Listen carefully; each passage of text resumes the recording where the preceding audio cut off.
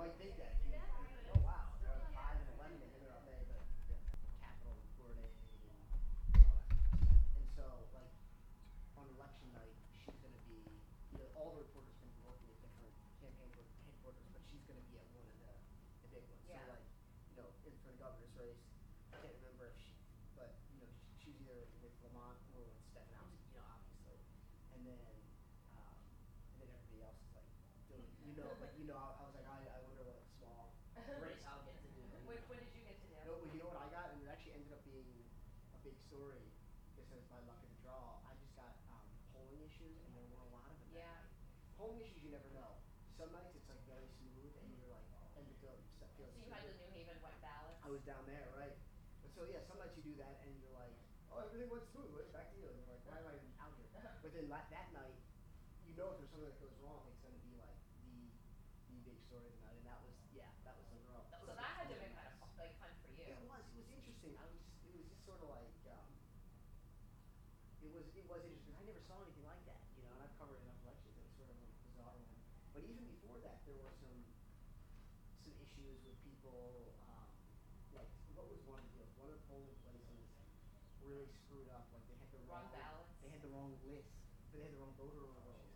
And so like people were coming in, and they were like, they were saying. I don't really have any authority, but I'm going to say sure. I think so. Other than the reserve ones, I think you're good to go anywhere. All right, great. Yeah, we're not authority either, but you should just blame it on us. All right, sounds good. Thank you. That's the the smart route here. voting rolls, and like people are coming in. Was that in Stanford or? No, it was farther. I don't think it was Maryland or something. They did eventually get it straightened out, but it led to longer lines, and I'm sure that there are some people that were just like, forget it, and turned around and voted, which is sad, obviously. Actually, no. That might have been Middletown? It may have been Middletown. I've seen that. It may have been Middletown. And like they were still like even because one thing that at least they did realize is like once it happened a couple times, they realized like okay something's up. Like they're no one's all these people are just showing up. So they were like having them do provisional ballots. I think is how they worked it, and they still were able to vote, but it slowed everything down because they had to go into a different line, and it really messed stuff up. Especially like for people, I think what it really got bad was like around like the lunchtime rushes when they really were noticing it, and that was when it was completely blind. By like 5 or 6, they had somebody like rush down somehow with like a new correct list, and I'm like, really? They can't just print it out somewhere? But I think they had to go up to Hartford to like the Secretary of State's office, and then they were calling the Secretary of State's office. One of the communication people there is like, hey, off the record, like this is their screw up. What's up? You ready? Yeah, I didn't grab dinner, so I'm like watching real quick. Are people coming? I have a bunch of people. We'll see. All right. So I want to sit down later. Sorry? Am I allowed to sit here? We'll see. I hit up like everyone that would be interested. What? I hit up everyone who would be interested. I would be there. There was enough controversy started where I'm Also, Currently. So how's it going with Chancellor's question? Yeah, I didn't know if anybody occasionally with these things people show up to protest too. I don't know if that's why not? That's right. So you can take lots of talk and use it. Yeah, exactly. That's where I'm at, right? I posted some around back in this direction. Yeah. The video that you shared was Brandon's video, right? Or was it another video? Yeah, I just like edited it. I just like cut it to make it like shorter. Which I saw you there. You could argue that was because like before, not that I'm not saying it was a good video, but the question is who like I think people are more likely to watch a 1 to 2 minute video as opposed to a 6-minute. That was our intention. Yeah. So we just cut the parts of our best. Well, and our Yeah. facts were cool. Saying for future events, let's remove. That was not our original question. We had different time, but like different one question. Yeah, the statistics that we're talking about. I guess it's racist to have statistics about another race. The program. And so like the Celeste take down or They wouldn't print our posters today, even though it was not even our own stats. It was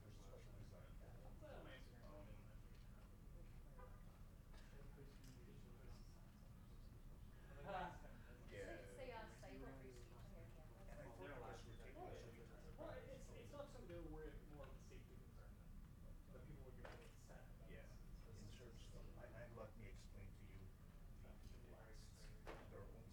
Well, according to that ability. facts, So, don't matter. So do you guys get a bunch of crap and Oh, we were yeah. told by community all day? service that we Do you have to teach, like, who's it worse, the not professors or the students? No, the professors are actually that's fairly self-responsibility. they'll never. And I'm sorry. Well, they're Professors some- will openly say that they're discriminating against you. Yeah. To me, restriction. They'll just make your big bags. Has that happened to you? Oh, really? It has happened. Yeah, I know. Just I wait. feel so sad because You put yourself on a pedestal to get thesis. Do you guys get threatened? Reach out to me. Or you just get called racist? Well, I mean, I got. Well, it's in there's a piece in the AD. I got it. Okay, you know, campus.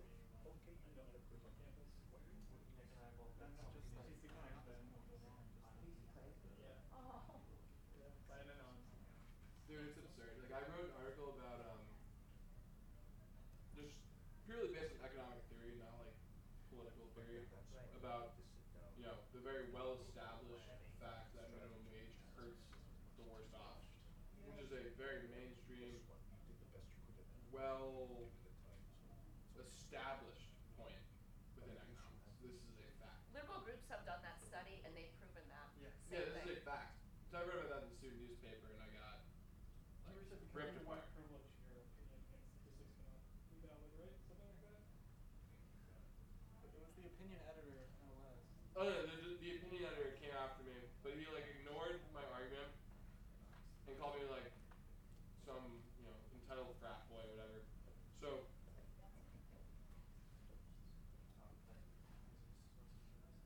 Do you feel like more people would join your organizations and stuff, but they don't want the Yeah. rollback? Yeah, 100%. That's exactly.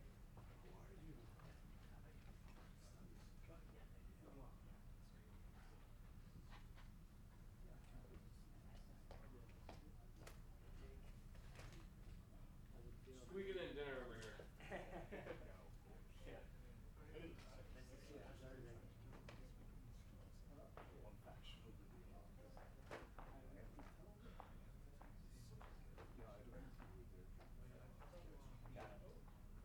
Oh, the one that they had in here, like a few weeks ago. Oh yeah.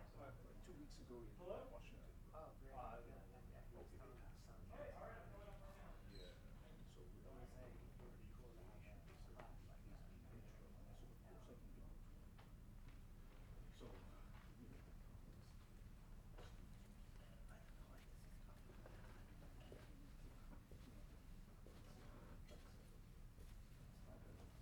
you know what, this country is so great to me. And I said, and the deans were there.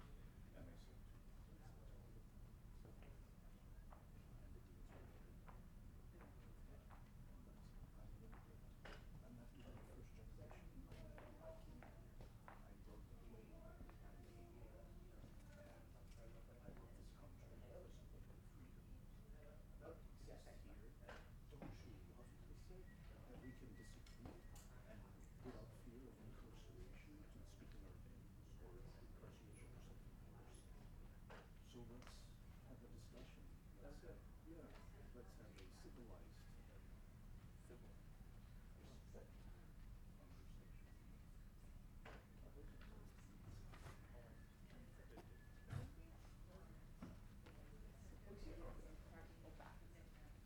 Excellent.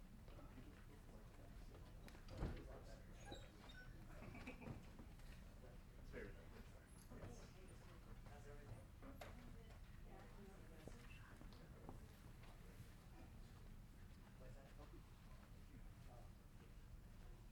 Sorry. Good.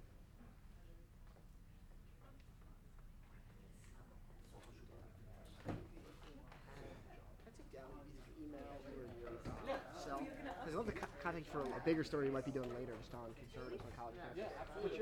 What's your number? 240 812 21 21 88. 88. And then I'll shoot you a text, yeah. Yeah. I've also got some.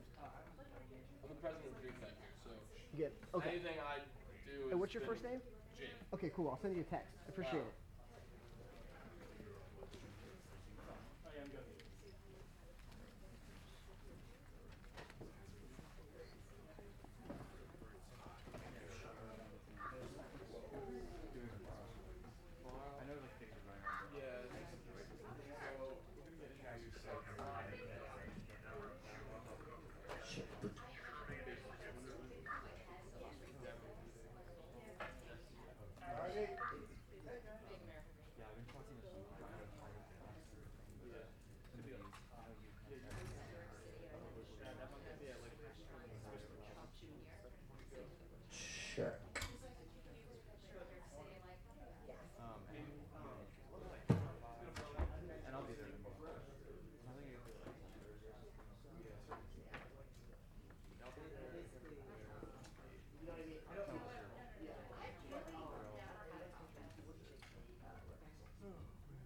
came here, you want to do it out there. It actually looks prettier. That works for us.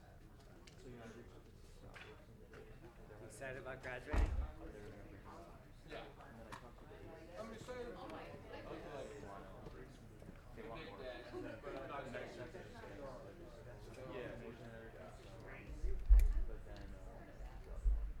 Where are you going to be living? We'll see. I was down yet. Where you live?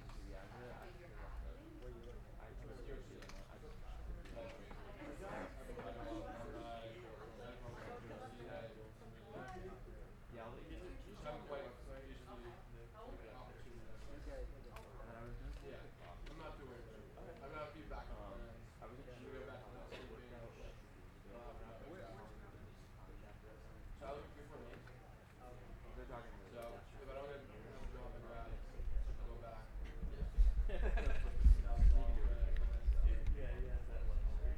My Roth IRA. Good spot. Yeah, I was talking to you earlier. Oh yeah, no, that's what I did I submitted like a speech for the president, like to the student speaker. And so I was like sitting there with this other girl who was totally fine with me. And she like we were talking about it. Yeah, but this was like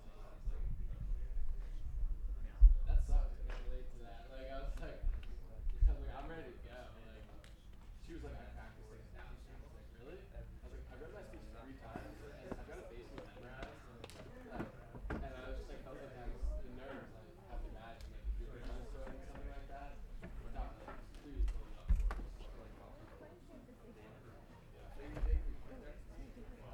Have you heard of this?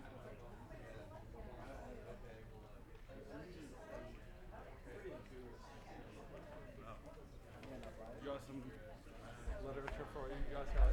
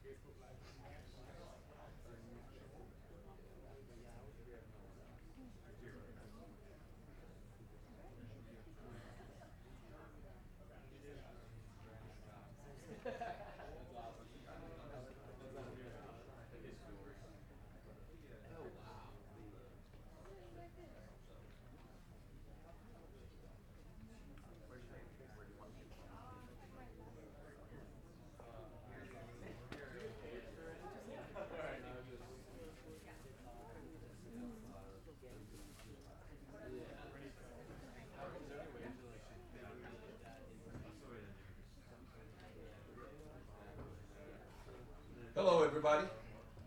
I'm Dean Selgers. I'm the Dean of Students Office. What's up? What's up? What's up? Thank you.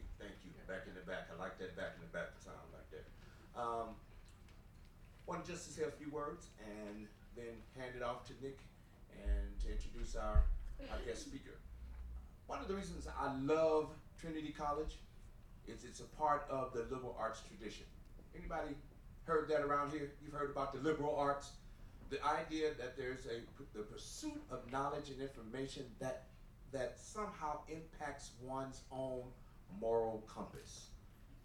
Liberal arts says that get a little bit of math, get a little bit of science, get a little bit of English, get a little bit of spelling, spell check. Thank God for spell check, right? But that you mix that all together and you come out a better person. So that corporations and organizations and places of work and business find you the most compelling, the right candidate for their jobs, right? Because that's what we do. We come to school, get an education, and go to work. I love the liberal arts. because it is in this context, it is in the tradition of the liberal arts that we can have robust conversations about all matters of stuff, both political and philosophical. We can be on the left, we can be on the right, we can be in the middle, we can be none of the above. If I was at church and somebody say amen. we can do it all. So I'm appreciative that we can have conversations and discussions and events like these where we can actually do some deep listening. Can I say one more word? I think you come to these kinds of things for understanding. And I think to have understanding, you have to have a little humility. What I mean by that is understanding. Understanding. 2 words, under and standing. Somehow or another, there's a little submission to the fact that you are here to learn, to listen. And I think you can approach listening and active listening in a very for real way, without a little bit of humility. So can I get you everybody to just go in your pocket, grab your humble P.O. box, take one, pop it, drink your water, down it, and let's have a good time in conversation. All right? Good. I'll be back. Well, thank you guys for coming. I'm really excited. This is our first event of the year and first event under new leadership. The College Republicans Club at Trinity hasn't been around for the past few years, so I'm really excited to restart that and get some excitement going and really have our first event. So I wanted to thank, first off, alum Elizabeth Peterson for putting this together and getting our contact with Brandon Straka. She was class of '91. She was president of College Republicans when she was here. Really great connection. We're really happy to have her here. I'd also like to thank our vice chair, Daniel Nesbitt, who also helped put this together, and then Kyle Welch, who helped with all of our media and digital marketing for this event. Before we get to an introduction, I also want to touch upon what Dean Selders talked about, which is that really the point of this event is to have an open dialogue, right? Whether you agree or disagree with this event, we want you to leave here thinking about one thing, which is how does identity play into politics? How does your identity play into politics? And we really want you to think about that and take that message when you leave here. So without further ado, Brandon Straka received national attention after his YouTube video, Walk Away, which we're going to play for you, went viral. Brandon Straka is a leader in the Walk Away movement and talks about how minority groups, specifically the LGBT community and brown and black people, have really been under oppression within the Democratic Party. Today we're going to hear him speak, we're going to talk about his movement, and we hope you guys leave here well informed. Thank you so much. Let's watch the video.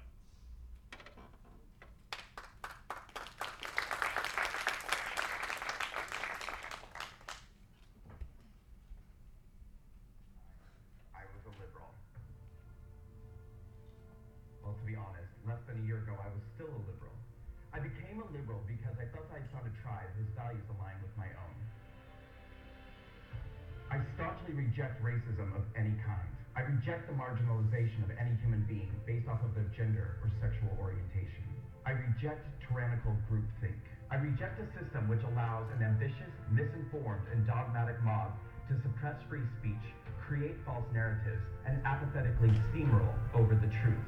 I reject the acceptance of junk science and superstition to advance ideological agendas. I reject hate. These are the reasons why I became a liberal. And these are the same reasons why I am now walking away. For years now, I have watched as the left has devolved into intolerant, inflexible, illogical, hateful, misguided, ill-informed, un-American, hypocritical, menacing, callous, ignorant, narrow-minded, and at times, blatantly fascistic behavior and rhetoric. Liberalism has been co-opted and absorbed by the very characteristics it claims to fight against. For years now, I've watched as people on the left have become anesthetized to their own prejudices and bigotry, and the prejudices and bigotry of those around them who echo their values. I have watched as formerly sensible people who claim to reject racism have come to embrace the principles of universally hating and blaming all of society's problems on all people who have white skin. I have witnessed the irony of advocacy for gender equality morph into blatant hatred and intolerance of men and masculinity. I have seen the once earnest fight for equality ideological demonization of heteronormativity, and the push to vilify and attack our conventional concepts of gender.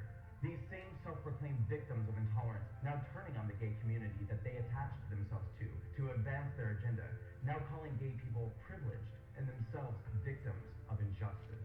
I have watched as the left has allowed themselves to become hypnotized by false narratives and conclusions perpetuated by social justice warriors who misrepresent and misconstrue facts, evidence, and events to confirm their own biases that everyone who does not comply with their prejudicial conclusions and follow their orders is a racist, a bigot, a Nazi, a white supremacist, homophobic, Islamophobic, xenophobic, misogynistic, and alt-right extremist.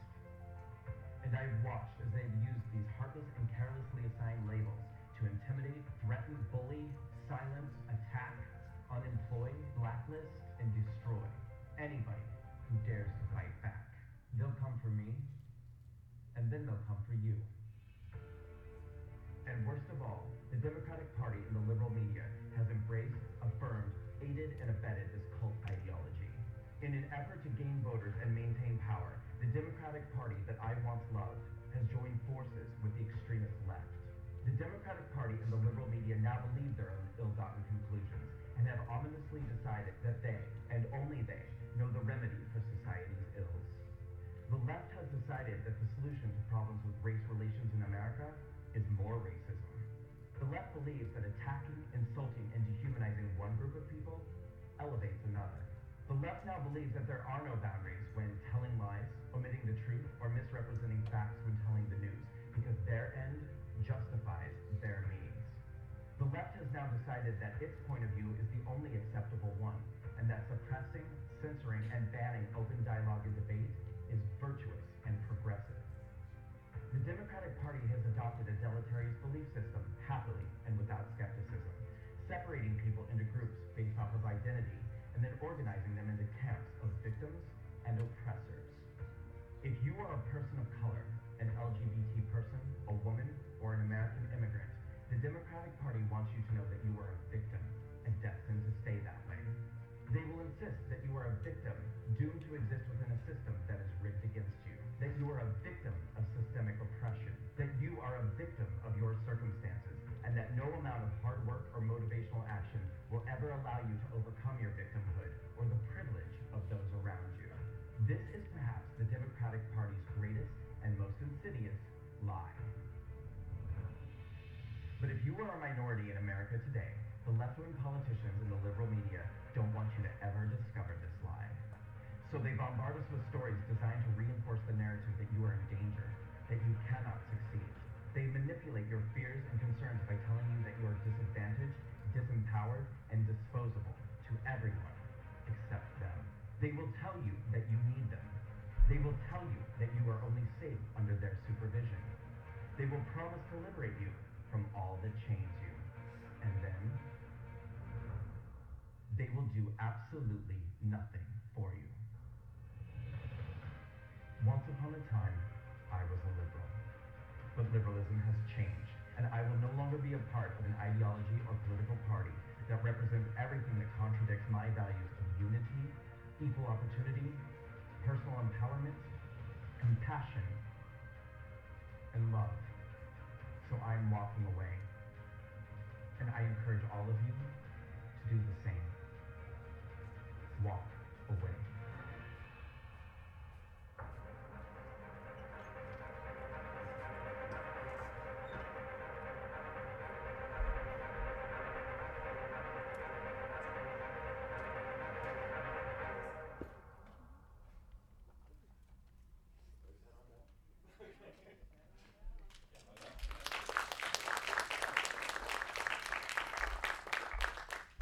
Hey everybody.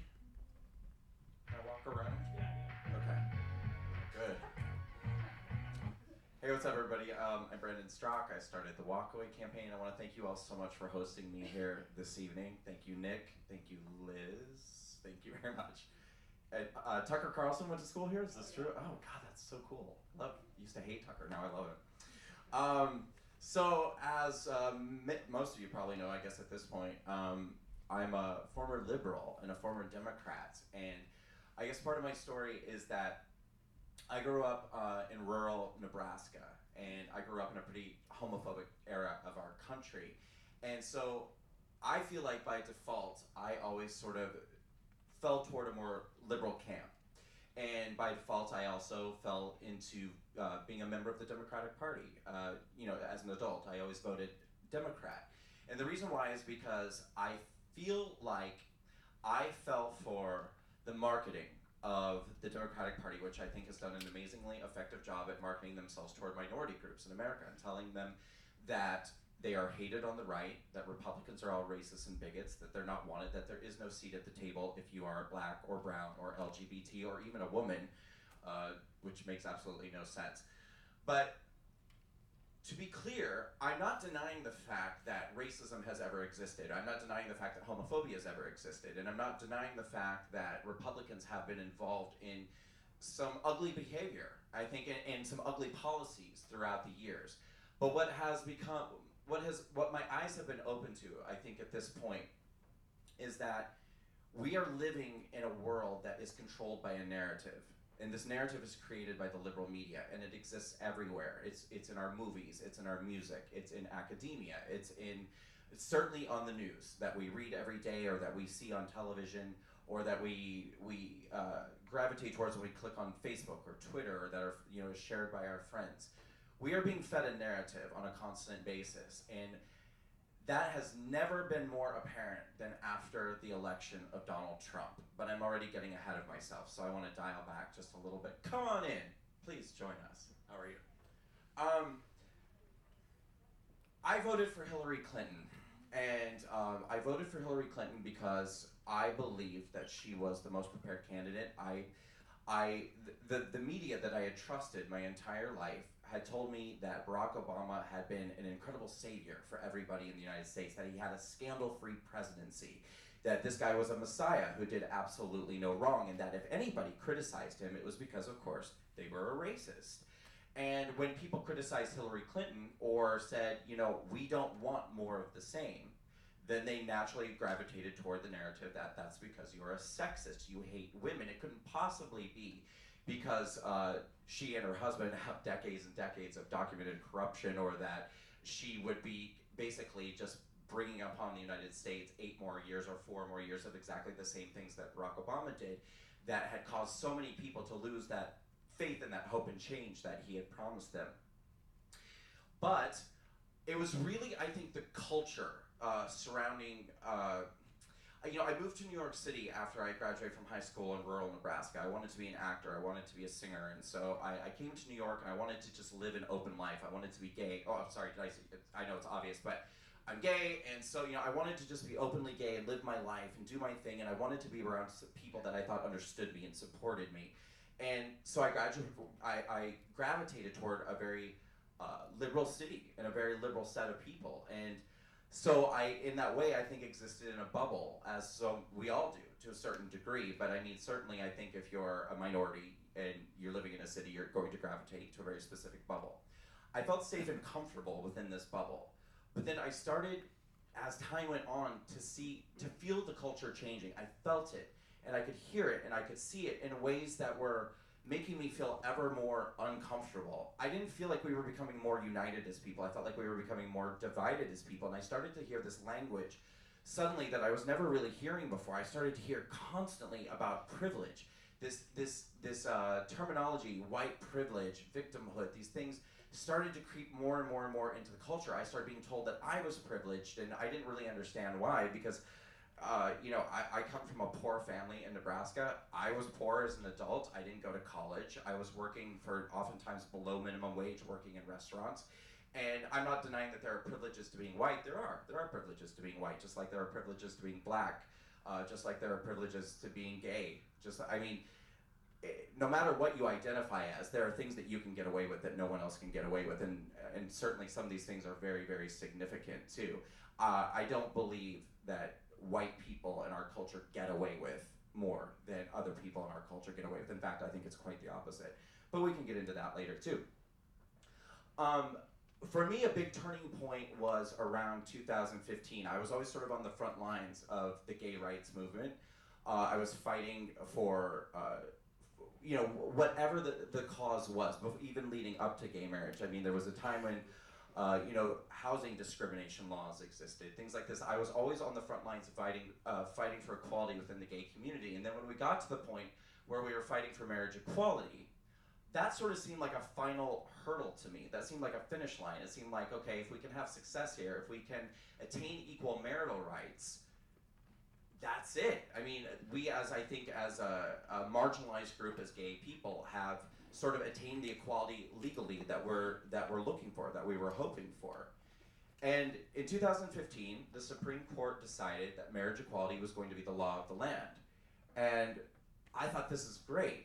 I was never a person, even as in my most liberal days, I always said, I don't need everyone to love or support or accept or celebrate the fact that I'm gay. I just want to have the same rights under the law as everybody else. I want to be able to go to City Hall and sign a civil marriage contract with the person that I want to spend the rest of my life with, the same way that an opposite sex couple does. I don't need everybody to say that's great. I don't need people to celebrate it. I don't need people to love that. That is a choice that I have. I just legally want to have that choice. So in 2015, when the Supreme Court decided that marriage equality was the law of the land, I thought, this is great. We've crossed this finish line. But something absolutely peculiar began to happen within my own community.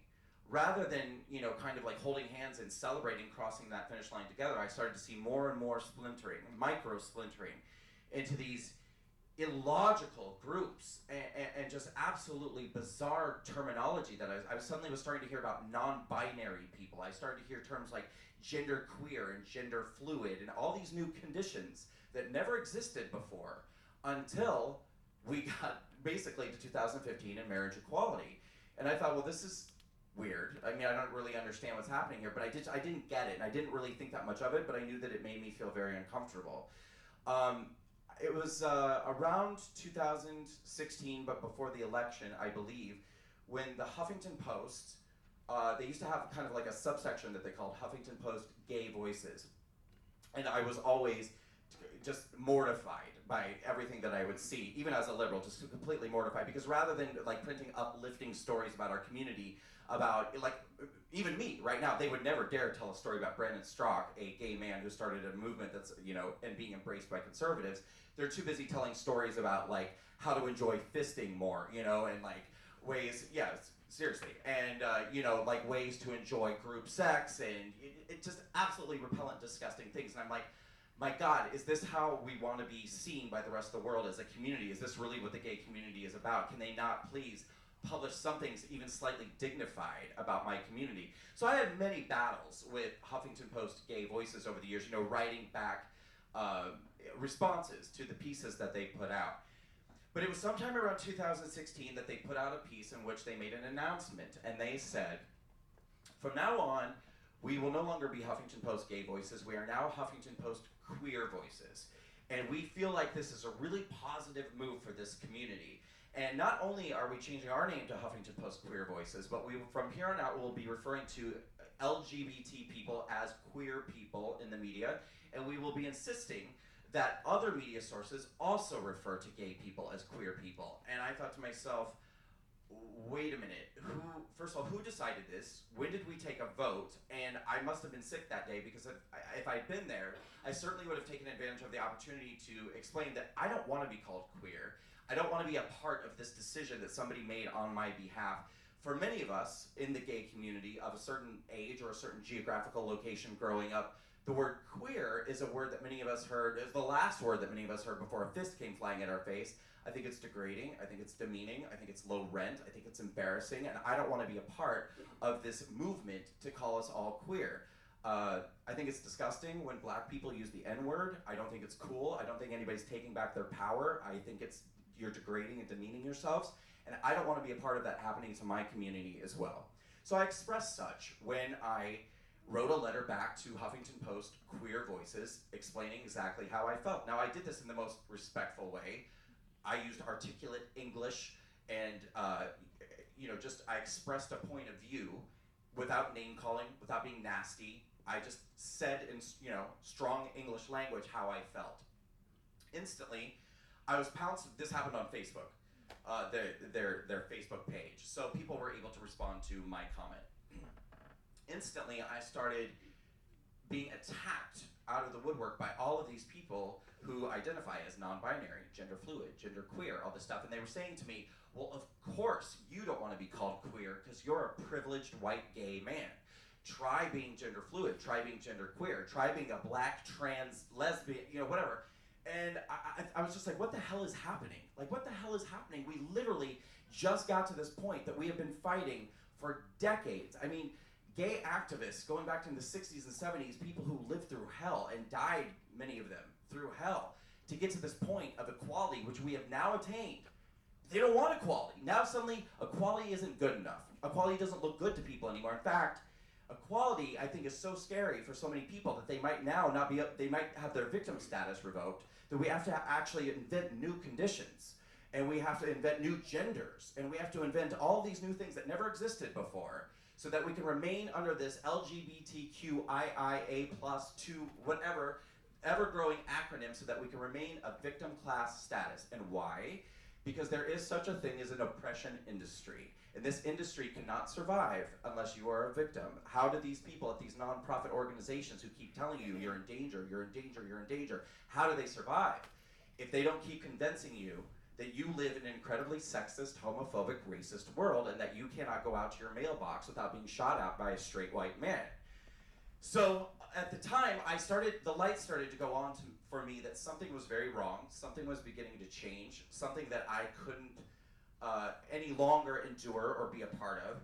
And I made a very specific choice that day that, and it broke my heart, to be very clear, it broke my heart, but I made a decision that day that though I will always be a gay man, I was born a gay man, I'll live a gay man, I will die a gay man, I don't want to be a part of this community anymore. And it was really hard for me because I was a person who was very immersed in this community. I lived in gay neighborhoods in New York. I worked in gay bars and gay restaurants, and I dated gay men. And I was like, everything in my life was very much about being a part of this community, but this community is changing.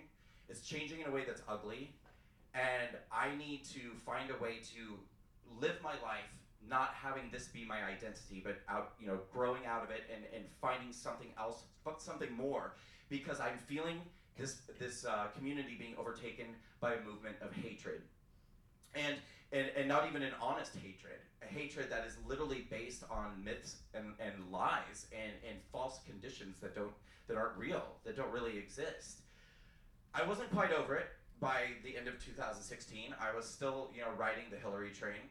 And so I voted for Hillary Clinton, and I believed everything that the liberal media had told me. I kept going back for more and more and more because I trusted the liberal media. I thought that they actually care about black people and brown people and LGBT people. I thought that they were the champions of marginalized minorities. I thought that Fox News was a station that was catered to racists and bigots. And I thought that they lied and contorted facts and contorted information, that they were bigots for ever criticizing Barack Obama. When Donald Trump won the election, I was shattered, absolutely shattered. I literally had to cancel my day the next day. I was working as a hairstylist, and I had to cancel all my appointments.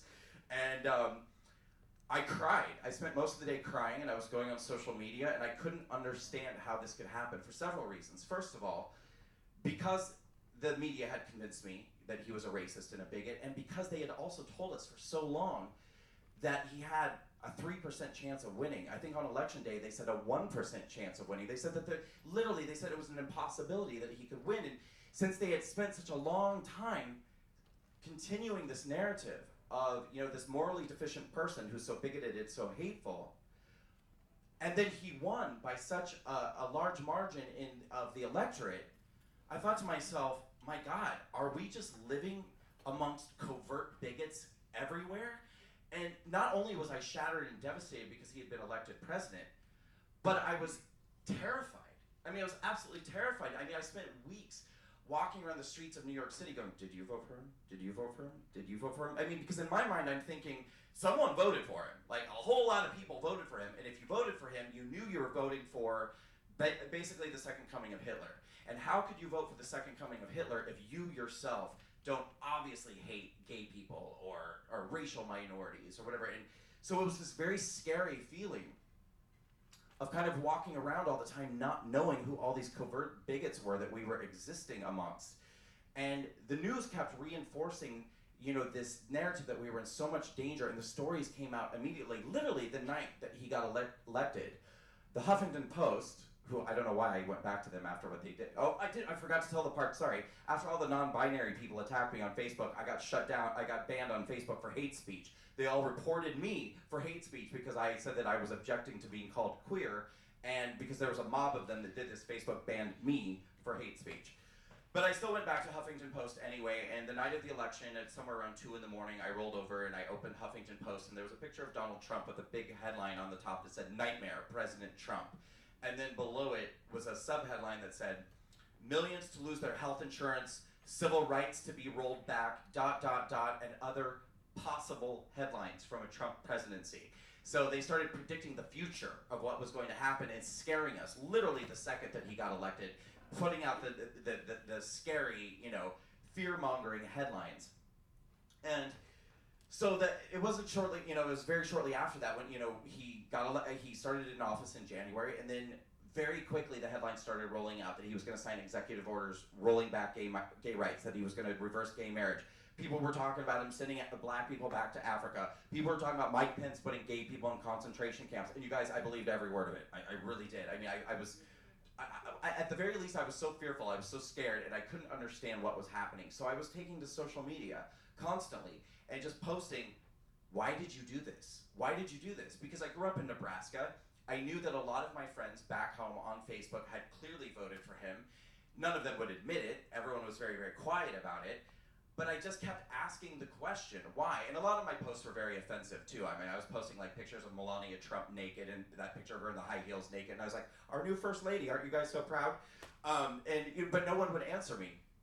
And one day, about 2 months after he'd been elected, I put a post on Facebook that said, "I will never be able to understand how you could watch this man stand before a cheering crowd and mock a reporter's disability and still go in that booth and vote for him. Like, what is wrong with you? What happened?" And finally, that day, somebody answered me in late January of 2017. This woman that had known me my whole life, she babysat me when I was literally a baby, reached out to me privately on Facebook, and she said, "Listen, I'm not trying to start anything with you here," because she and I had had so many fights over the years. Like, we'd been friends on Facebook for like 10 years, battled through the gay marriage, marriage equality stuff, civil rights stuff, because she's very staunch Christian conservative and she's very pro-traditional marriage. And so we'd had many, many battles over the years. She said, "Listen, I'm not trying to start anything with you. I'm just asking, have you seen this?" And she sent me a link to a YouTube video entitled "Debunking That Trump Mocked the Disabled Reporter." I saw the title of this YouTube video and I became instantly enraged. I thought, oh my God, this is so stupid. This is so dumb. This is more right-wing propaganda. This is more like brainwashing, conservative bullshit. And I cannot wait to watch this so I can then write her back and tell her how stupid she is for falling for this. And so I watched it. And what I saw next was about 5 or 6 minutes of footage of Donald Trump. It's a compilation of footage going back 10 years ago to even when he was on Larry King, long before he was ever running for president. Donald Trump doing that exact same voice and that exact same gesture as he did that day when he was mocking that reporter's disability. But the commonality was that in all of the scenarios and all the situations in which he was doing that voice and that gesture, he was imitating someone who was caught in a lie or doing something shady, or groveling because they had been caught doing something dishonest. And I couldn't wrap my head around what I was seeing, and I actually had this moment where I sort of felt like I was like dissociating from my body because my brain was saying, oh my God, I don't think he mocked that reporter's disability, but my heart kept saying, but we hate him, but we hate him, but we hate him. And I wanted to hate him. I'd become so addicted, I think, and accustomed to hating him and placing, I think, such a sense of my own values about myself and my own morality in being superior to Donald Trump or a Trump supporter. I couldn't understand this. I was like, what am I looking at here? What is happening? So I watched it 3 times. And when I got done watching it the 3rd time, I just really couldn't make sense of it. So I shut my computer And I just sat there and I thought on it for a minute, and I was like, what is happening? What is going on? And so I told myself, look, you don't have to figure this out tonight. Just like, let it go. Just let it go. And so I decided to go to sleep and just try to forget about it, but I couldn't. I was thinking about it all night long, and I was just like, this is so weird, because it's almost as if they tried to make me believe something that didn't happen, something that's really heinous and something that's really terrible, something that strikes, I think, into a chord into the heart of everything that we consider to be decent and good, and something that should be, I think, universally agreed upon as off limits, making fun of a disabled person. So I went to bed, and I couldn't sleep very well that night, but I woke up the next day, and I watched the clip again, and it was just crystal clear to me in that moment. I thought, okay, he didn't make fun of that reporter's disability. Clearly that's not, I mean, he was just being funny, like he's been funny many times before, and this time, it happened to be a person who was disabled, and CNN, in the midst of his flailing, froze him in this position, paused it and froze it, and threw a banner on the bottom that says, Trump mocks reporter's disability. Why would they do that? I trusted CNN, I believed them. I thought that why would they make me believe he made fun of a disabled person if that didn't happen? This was driving me insane. So I went out and I started asking friends and fellow New Yorkers and coworkers what they thought about it. Because I knew that the majority of the people were feeling the way I was feeling. I mean, we'd been spending months being angry and outraged and scared because of this man being elected. And so I asked, and I instantly was met with a wall of hostility and contempt just for asking the question. People were saying, what are you doing? Like, what are you doing? Like, what, so you love Trump now? Why are you defending Donald Trump? So I'm not defending Donald Trump. I'm trying to understand what happened here, because it seems like the media made something up that didn't really happen, and I'm trying to understand why they would do that and how this could happen. And the pushback that I was getting was so severe. I mean, there were people who were unfriending me on social media. There were people who were attacking me, and so it became very clear to me that I wasn't safe asking these questions. I wasn't safe having these conversations, even amongst close friends. So what I did, because I'm not the kind of person who can just let things go, I would get in bed at night after I worked, and I would just read stories and watch videos and search for examples of, or try to search for answers of what exactly it was that had happened.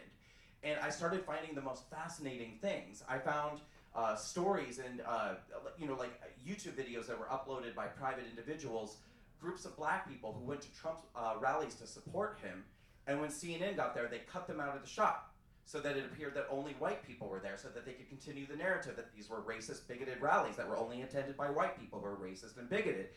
And I started to discover more and more and more about this narrative that was being, the ways in which identity is manipulated by the left, by the liberal media, the way that they're using all of these ways in which we identify ourselves, black, brown, LGBT, woman, against us. They're manipulating us. They are scaring us to death to control our behavior and get us to vote the way they want us to vote and behave the way they want us to behave and do what they want us to do.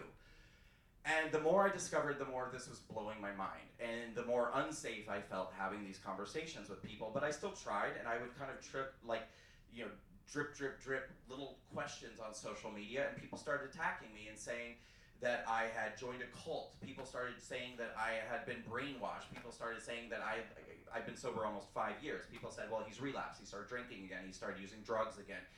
And I was like, wow, this is incredible to me. So many of these people have known me for 15, 20 more years, and we've been good friends. We've shared vacations together. We've shared amazing experiences together, and the loyalty is zero.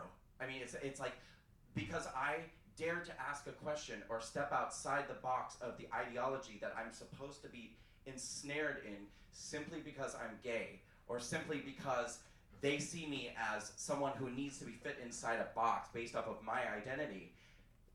Vicious attacks and completely cut off from these people. And bit by bit, I became a little bit more open and a little bit more willing to listen to the conservative point of view, which in the past I wasn't even willing to consider. I was the kind of person who, if I was scrolling through social media or I was on YouTube and I saw just a clip of something with Tucker Carlson in it, or Judge Jeanine, or someone like that, I wouldn't even watch it. I was just like, oh, bigots, right-wing idiots, right? You know, wouldn't even watch it. Well, I started watching it. I started watching clips, and particularly Tucker. So I love that I'm here. This is like so fitting. It's amazing. Particularly Tucker, because Tucker will actually have educated liberals on his show and debate them. PhDs, lawyers, you know, smart, intelligent, learned people who are Democrats or who are liberals, and they'll talk about issues. And when I would listen to Tucker debate them, I was just like, wow, the liberal point of view makes absolutely no sense. There's no substance. It's all artifice. It's all superficial. There's absolutely nothing there. And the conservative point of view makes so much more sense. And it's like actually based on logic and common sense. And I wasn't detecting an ounce of hatred. I wasn't detecting an ounce of bigotry. I mean, when Donald Trump announced that he was running for president and that he was going to build a wall, I remember getting a pit in my stomach. I remember just being like, a wall? Like, I was like, oh my God, that's the most racist thing I've ever heard in my life, a wall? And, you know, naturally I'm thinking, oh my God, to keep brown people out? And then I started listening to the conservative argument about keeping our country safe and about knowing who's in our country and being able to vet our own citizens. Don't we have the right as Americans to know who's in our own country? I mean, don't we have a right to know where they came from, what they want, what their intentions are, what diseases they bring with them, what their background is? Do they have a criminal history? Don't we have a right to know who's in our country with us? And I was like, of course we need a wall. Of course we need borders. Of course we need sovereignty. Of course we need a system of capitalism which allows people to pull themselves out of poverty. Of course rich people should be allowed to get rich and not have to give all their money away to people who don't do anything. And of course welfare keeps people suspended in a state of inability to really find their greatness, inability to really rise above their condition and to try and to succeed and to make something out of their life. I mean, I think every person comes into this world with a light inside of them and something that they are meant to be here to contribute something to humanity and to the world. And the Democrat policies and systems keep so many people, particularly people of color, stuck in a system that never allows them to feel like they can be anything in this life or break free, not just because they keep them economically dependent, but because they keep telling them, you do not have a chance in this country because everything is stacked against you. Everything is designed systematically to ensure your failure. There's no point in even trying. And it's a lie. It's all a lie. Now, going back to the issue of homophobia for a second, that's a very real thing. Homophobia is a very real thing. And a lot of people, the question I get asked a lot is, how could you possibly support the Republican Party now when it was the Democrats who gave you marriage equality, and it was the Democrats who gave you this, and okay. Yeah, let's talk about that for a second, because you know what, it was, first of all, what the Democrats have done for gay people in the last, 5, 6, 7 years, is basically just undoing all of the policies that were created by Bill Clinton against gay people. The Defense of Marriage Act, Don't Ask, Don't Tell. I mean, so many policies were created by Bill Clinton that did damage to the gay community, and all the Democrat Party did was essentially wait until public acceptance of gay people got it to about 56 or 57%, and there was absolutely no risk whatsoever anymore, and they swept in and took credit for all of the hard work that so many gay activists had been doing for decades, going back to the 60s and going back to the 70s, people who really, really worked hard for these things, and the Democrats came in and said, boom, we did that. Boom, put their stamp on top of it. They didn't do anything. The Democrats did not do anything for gay people. They simply took credit for all of the work that gay activists had done for a very long time. Now, Republicans don't get any credit for being smart at that time. It was the most idiotic thing, I think, that they could have done at that period of time, say 6, 7 years ago, turning their party over to religious fundamentalists who were not keeping up with what people actually wanted, with the things that actually matter to people, which is jobs, economy, the ability to thrive, keeping America safe. I mean, getting involved in fighting gay marriage, I think, was one of the dumbest things that Republicans could have ever done. It was a losing battle. They never were going to win. And it allowed, I think, us to get to this point today where so many people can look at that and say, don't you see? Look, they're clearly the bigots, and the Democrats are clearly the good guys. It's a whole other speech for me. Hopefully you guys have learned at this point in your education about the truth about the Democratic Party and how they are, in fact, the KKK was an arm of the Democratic Party, and that they did in fact push back against most civil rights ordinances and things that happened in the 1960s. But I want to get back to so it was around this time that I was taking in the conservative point of view and really understanding it for the first time and really accepting it. And then one of the final straws for me, well, there were actually two. One of the final straws for me was when a friend presented me with a video. I think it was from Vice News or something. It was about 5 or 6 minutes long, about a situation that was happening at a place called Evergreen College. Is anybody familiar with what happened at Evergreen College? Anyone? Yes? Okay. For anyone who doesn't know, Evergreen College is an incredibly progressive college.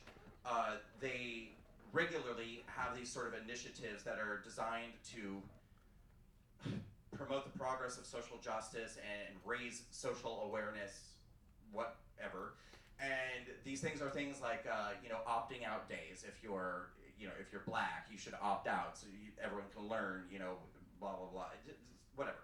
And that's fine, okay, that's fine. But they decided to take it a step further a couple of years ago.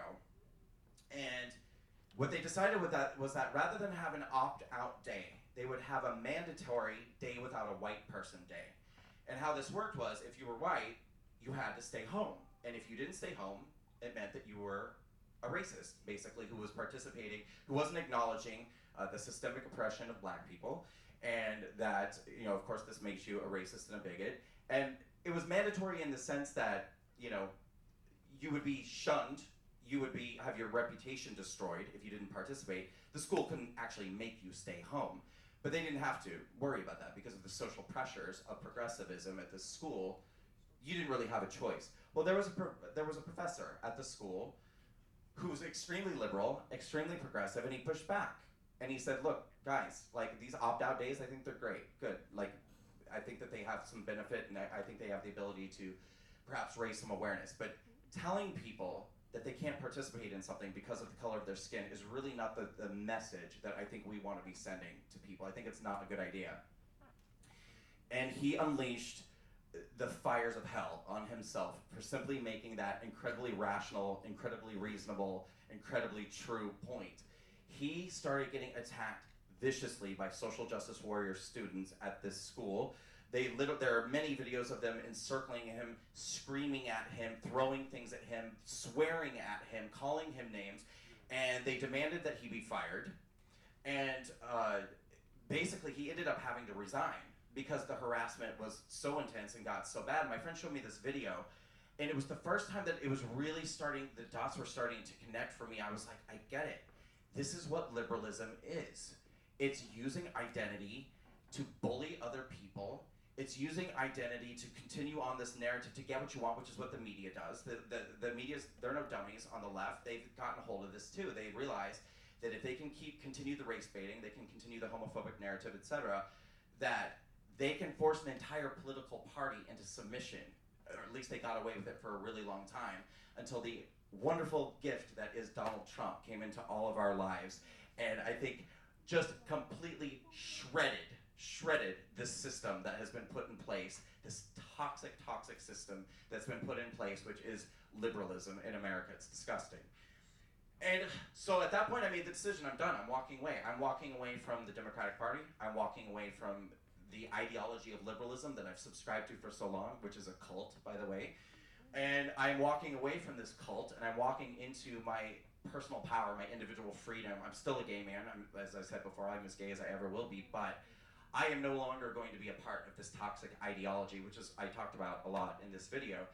And so on May 26th of last year, I released that video that you all just saw, and I started something called the Walk Away campaign because I knew so many other people were feeling the same way that I was feeling. But people are afraid because we live in a society where the worst thing that can happen to you is to be branded a bigot or a racist or a hater or whatever, and this is how we control people. This is how we get people to do what we want. This is how Jussie Smollett gets a raise when he wants to get paid more money at his job. He says, MAGA people attack me because I'm black and I'm gay. More money, please. And nobody questions it. Nobody, and even when he gets caught, nobody does anything about it. He gets all charges dropped. He gets his case sealed. The whole system is set up to protect this toxic ideology of liberalism. It's repellent. And so I started this campaign, and it exploded out of the gate. I suddenly started hearing from literally thousands of people who said, thank God, I've been feeling this way for so long, and I felt like I was alone. I felt like, every day I go to school and I hear people echoing these sentiments about privilege and victimhood and oppression and hierarchies and intersectionality and all of this nonsense, non-binary and gender fluid and all this crap. And thank God, finally somebody's standing up and speaking out and telling the truth. And within a matter of months, we had tens of thousands of people who had joined this campaign on Facebook. I encourage people to make their own testimonials, make their own videos, tell their own stories, which is why now, if you go on YouTube or if you go on our Facebook group, if you go whatever, you can find video after video after video, people telling their stories about why they're walking away from the Democratic Party. And the thing that touches me more than anything, and really, really touches my heart, and I think means more to me than anything in the world, is the sheer volume of testimonials of Black people, of brown people, of LGBT people, of minorities in America who are waking up and getting it. You're being used, you're being manipulated. The Democratic Party does not care about you. The liberal media does not care about you. They are using you for your votes, and they are telling you every day that you are a victim and that you can't succeed, and that the system is rigged against you, and that you live in a white supremacist society, and that white supremacists are on the rise, and that the KKK is growing, and you're in danger, and you're in danger, and you're in danger. No, you're not. You're really not. You're actually really, really not. Things are actually really, really good, and I think it's probably the best time in our history to be a minority in America. There's never been a better time to be a gay man. I can be an openly gay man in America. I can start a conservative movement. I'm supported by conservatives. No one has ever come up to me and said, I love your movement, but I can't support you because you're gay. They say, thank you so much for telling the truth. Thank you for speaking out. Thank you for shedding a light on what it really truly means to be conservative, and for ripping the roof off of this narrative of racism, bigotry, and oppression that has been synonymous for so long with the political right. People are walking away, and minorities are walking away. And it wasn't enough to just make it a Facebook group. We are now a 501c3 organization. We are now touring the country doing these different initiatives, basically, to engage specifically with communities. Now, I live in New York City. I live in Harlem. Harlem is a community that's about 67% Black. It's about 13% Hispanic. I think it's about 7% white. And so I did the first initiative in my own community, which was the Walkaway Harlem Town Hall. We created a 35-minute documentary film called, they actually got it wrong up there, I don't know how that happened, but it's called The Great Awakening, Breaking the Chains of the Democratic Party. Yeah, so you had to change it? Who made you change that? It didn't allow you to say change because it's racist. It didn't go over well. Well, the name of the movie is The Great Awakening, Breaking the Chains of the Democratic Party. And it is a movie that we made using the testimonial videos of 20 Black Americans who have walked away from the Democratic Party, and they're telling their stories as to why. They're telling their reasons for walking away from a party that they now see as divisive, as lying, as holding them back, as chaining them to their identity, when it doesn't have to be that way anymore in America. So this is about a 35-minute documentary. So I rented out a theater in Harlem. We raised the funds just through grassroots fundraising, and we're going around the country renting out theaters. We're showing this film. We're encouraging all people to come, but particularly minorities, racial minorities, to come.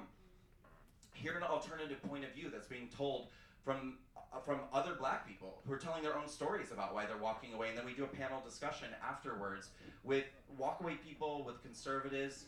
We do a Q&A so people can engage in conversation. We change voter registration at these events, and at the last event, the event in Harlem, we actually changed 7 Black Americans' votes from Democrat to Republican. And the next one's going to be in Los Angeles on May 1st, and then we're doing the LGBT town hall in Los Angeles on May 2nd, which we also did an LGBT in New York, which went amazingly after we were pounced on by a leftist mob who got our venue shut down because the liberal media got involved, called us a hate group, said we were, white supremacist, racist, blah, blah, blah.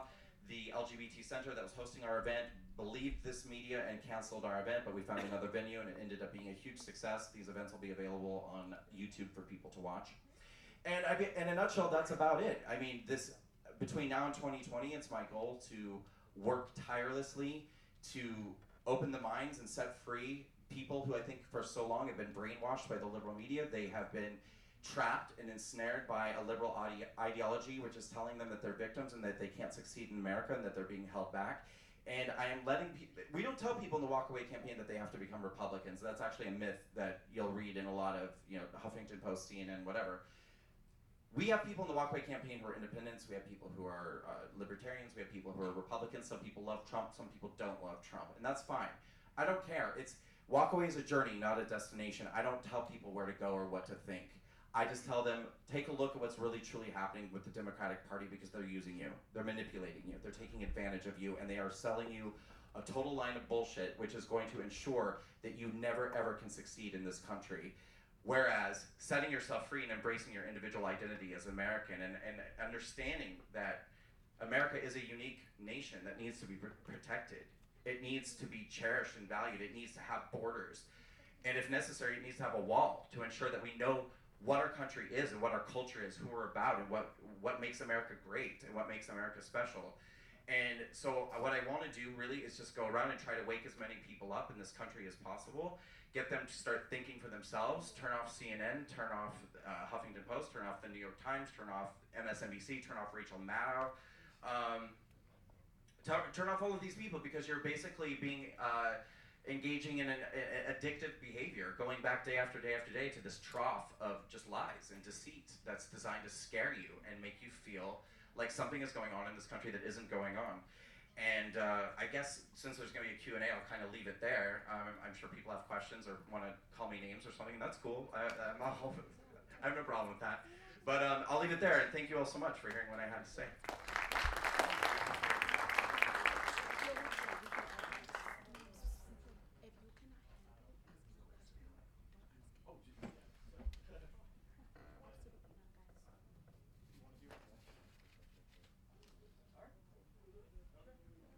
So what we wanted to do is, sure, that's exactly what we suggest.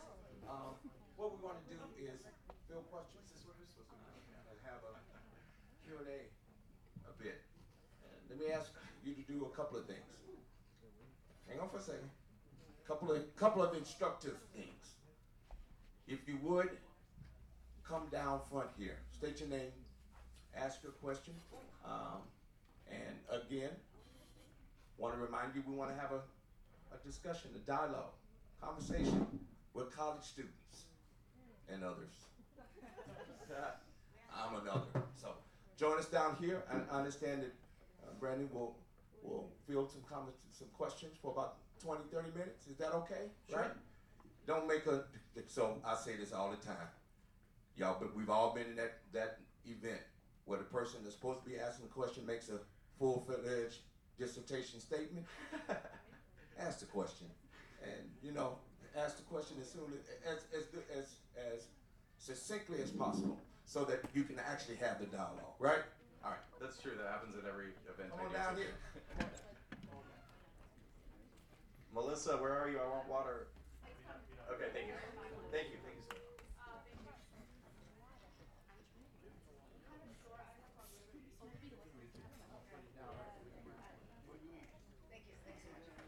Hi, my name is Mispa. I'm a sophomore here. Hi. And thank you for your presentation. It was very insightful. Thank you. I don't really subscribe to a Democratic or Republican, but my question is you talked about how Black people and other minorities do not have certain privileges, and I'm African, obviously, and I'm also a lesbian, which is kind of obvious too. So my question is my question is what privileges do Black people have, and you have certain views about section of the queer community. So is this slightly misconstrued about your views to be able to speak for the whole community as a whole? I got the first question. I didn't catch the second one. I'm sorry. So my second question was, you talked about your opposition to the word queer. Yes. And everything, but just because they're your views, does that mean that you're talking for the whole community? And because some people do like being called queer because it's more inclusive that way. So I want to know first what privileges Black people have, and second, if you're actually speaking for the whole community and not just you. Sure. Okay. So we'll start with your first question. Well, what I said was that I think that there are privileges to being any race, and I think there's privileges to any gender or sexual orientation. If you want me to name specific things, I mean, there are affirmative action programs in this country where well-qualified Asian people or white people are not accepted into college or jobs or things like that, when lesser qualified people who happen to be black sometimes get those opportunities, and they're not really justly deserved, excuse me, that's not a word. You know, and then there are also just, I mean, those are some of the ones that I think that could be really examined in terms of, because they exist on paper, those are laws. There are so many that maybe we can't prove it because we just know it. I mean, and Jussie Smollett, I think, is another example. I guarantee you, well, first of all, shortly before Jussie Smollett, there were some white kids, as we know, wearing MAGA hats, who were actually really themselves the victims of some really bad behavior by some other people who were Native American, and I think the other ones were Africans, I believe. And people automatically assumed that they were guilty because they were white. They were white people wearing MAGA hats, therefore they're racist, they're bad people, and they were judged guilty in the court of public opinion. When Jussie Smollett claimed that he had been attacked for being black and for being gay, nobody questioned it. Well, conservatives did, because we knew immediately what was going on. We're not that stupid anymore. But liberal people didn't question it. They were like, well, of course, racist society, white people are racist. So I mean, there are many privileges. Some of them can be literally seen and read and you know, viewed because they exist legally or on paper. And then some of them are just the culture in which we exist, where if you're a black person and you claim a crime happened to you, people are going to believe you. And if you are, especially, you know, I mean, if you're claiming that it was committed by a white Republican, they're certainly going to believe you. And if you're a white person who's innocent but accused of racism, people are probably going to not give you the benefit of the doubt there either. So those are some examples of the privileges. In terms of the word queer, I actually want to throw a question back to you. How is it more inclusive? Who does it include? Everyone, not just gay men. Who's everyone? Gay men, transgender people, lesbians, bisexuals, transgender, if I haven't said that already. Anyone who's not straight and white. Exactly. That's why I object to the word. So just because you're gay and white, that means you have a privilege calling everybody out. It was a word that was designed intentionally to exclude a class of people that are consistently excluded with the purpose of demonizing and villainizing these people, and that are straight white people. Thank you for clarifying. You're welcome. Hi. Hello, my name is Emilio. I'm a freshman. So you described yourself as a liberal back in 2016 when you were with Clinton, so I'm assuming you had a majority of liberal opinions on other issues like abortion and healthcare and immigration. Yes. And you describe yourself as a conservative now, so I'm assuming those opinions have shifted. So my question is, since there are quite a few Democrats that almost agree with a lot of what you said, so they oppose CNN and MSNBC, and they oppose identity politics and political correctness, yet are still liberal because of their views on healthcare and immigration and other things like that. So how did you do such a radical 180 shift on every other single important political issue just because of identity politics? Because it doesn't seem like enough. Yeah, that seems like that's actually a really great question. But the structure of the question is a little bit faulty. That's not exactly how it happened. Excuse me. What happened was, as I was describing, you know, getting into bed at night and watching the conservative point of view, listening to these debates, two things happened. One, in certain circumstances, I began to change. Thank you. In certain circumstances, I began to change my mind about certain issues based off of the discussions and the debates that I was listening to, and in other circumstances, I realized that's how I felt all along. I mean, for instance, I don't think my attitude about abortion has actually changed whatsoever. I've always thought that if a woman is raped, or if she's the victim of incest or some sort of violent attack or something like that, I believe forcing her to carry a baby is inhumane. To me, it's unconscionable. I cannot fathom telling somebody who's raped in a back alley by some disgusting person, nope, you have to carry that baby for 9 months and you have to change your whole life. And For me, absolutely not. However, I've never thought that it should be used flippantly as a form of birth control. And certainly now, as we see Democrats are in certain states, and I think really widespread, are pushing this further and further to the point of like, you're dilating on your way to the hospital, and as long as the head's not popping out, you can still kill it. I think it's getting to be a bit much for just about everybody. I mean, I know many Democrats were like, holy shit, what's going on? I think this has gone a little too far.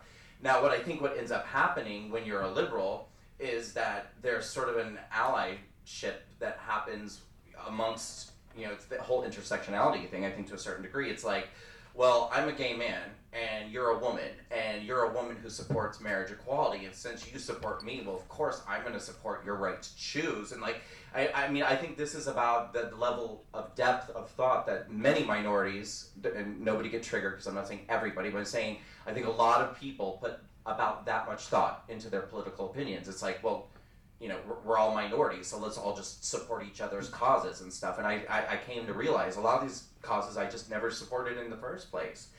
And just because I'm a conservative, I mean, I didn't leave groupthink just so I could walk into more groupthink. That's what I think liberalism is. I think it's tribalism. I think it's groupthink. But I form my own opinions, and I change my own mind as I want to, and as I educate myself, and as I take in more information, and I decide what's the right thing for me. Conservatives sometimes get angry at me because there are certain conservatives who say abortion is wrong, period. You can never, there is no justifiable reason to ever have an abortion. I don't think that that's true. And I'm still a conservative, and I'm still a Republican. Thank you. You're welcome. Good evening. Good evening. Thank you very much for coming to speak to us. Thank you. So I actually have a question about your opinion on Oberfeld versus Hodges, the Supreme Court case that passed marriage equality. Okay. So the dissenting justices in that case talk about how even though they personally think that, they have no objection to marriage equality, they take umbrage with the fact that 5 lawyers are kind of circumventing the legislature to pass this to implement this very large societal social change. Right. What do you think about that? What do I think about the Supreme Court making the decision, essentially? First, being passed in the legislature by referendum. Well, I believe what the real argument is for people who dissent is there a constitutional right or a basis to getting married? And wow, that's such a good question. I actually have put a little thought into it, but not enough. I mean, obviously I'm biased. I believe that there is no logical reason to prevent 2 consenting adults from being able to go to City Hall and sign a contract stating that they're going to spend the rest of their lives together in a marital relationship. I mean, it doesn't mean that it's religiously ordained or blessed. It's literally just the same civil marriage contract that other people get to sign. I guess I believe that one could interpret the pursuit of life, liberty, and pursuit of happiness as the ability to have the same rights and the same ability to marry other people as anyone else. And I think, although I haven't read the entire dissertation, but I think that is sort of the judgment that the judges made who approved marriage equality. And I'm sorry, the short answer to your question is I don't have an issue with the fact that the Supreme Court made the decision, and and again, I think it's kind of stupid that conservatives were pushing back on it for any reason. I just don't think there's any reasonable, justifiable reason. You're welcome. I'm short, so I'm gonna have to. Hi, my name is Lou. Hi, Lou. Hi. So I'm an American Studies major, so Black, queer, feminist scholar, and I always like to kind of spice it up and address misinformation. And so I had 2 questions, and the first one was, you had made a comment about Black trans lesbians or something, and then you proceeded to talk about civil rights act, queer rights activists in the 60s and 70s. Yeah.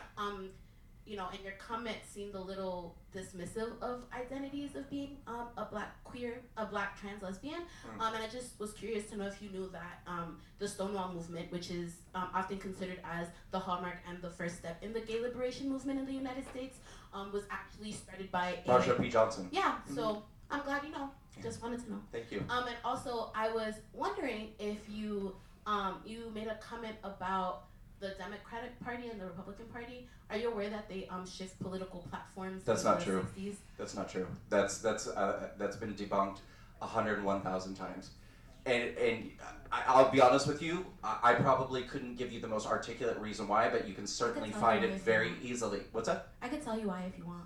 Why what? Why they didn't change? Why it's accurate that they did change. Well, if you would like to know. If not, it's totally fine. It's up to you. Sure, I'd love to hear what you have to say. But the fact of the matter is that it has to do with the Dixiecrats and the fact that there was literally one person who shifted their position. It's a complete myth. It's been debunked. Watch Dinesh D'Souza's explanation of this, or 1,000 other explanations of this. This is a myth you've been indoctrinated with. We all learned this. I believed it too. I was just like you. I believe that it's not true. But go ahead, tell me. Not very alike, but not really what? Nothing.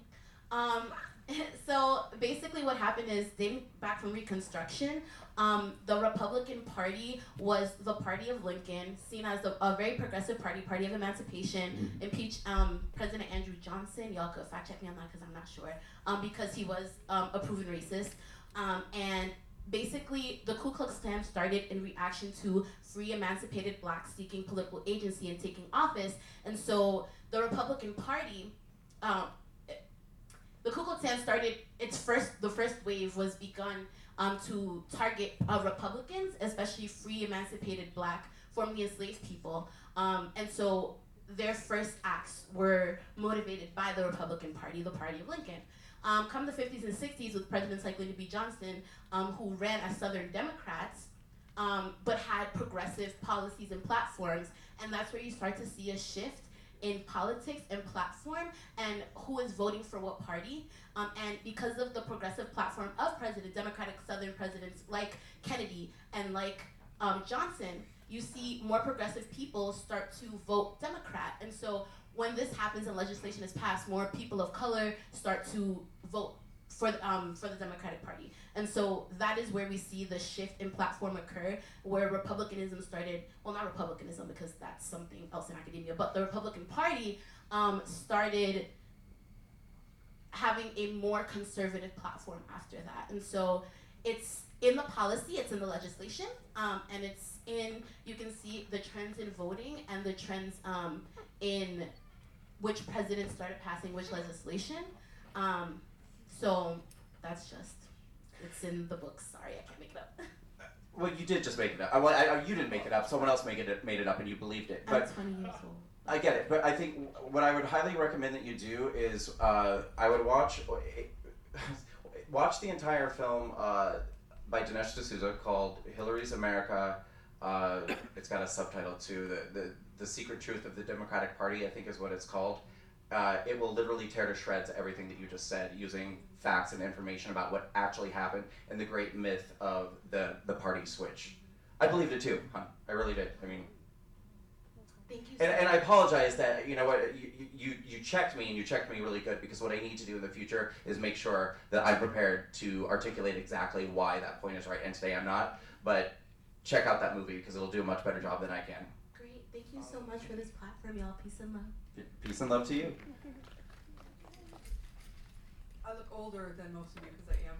I'm an alum, and so I'm the opposite. So I'm a white, married, straight lady with 3 kids. But I'm also very involved with LGBTQ movements, setting up pride festivals. You should all go to the Middletown Pride Festival on June 15th. It's our first. So everybody sort of assumes right off the bat, I can't reach this, that I'm Democrat. I'm not. Surprisingly, I'm also not conservative. So my question for you is, how do you overcome the juxtaposition? So if I grant that it's media bias and a lot of the falsehoods that's being portrayed by the liberal media, I'm going to grant the other side and say then that sort of leaves this open area on the right for a lot of racists, a lot of bigots, a lot of homophobic people to go that way.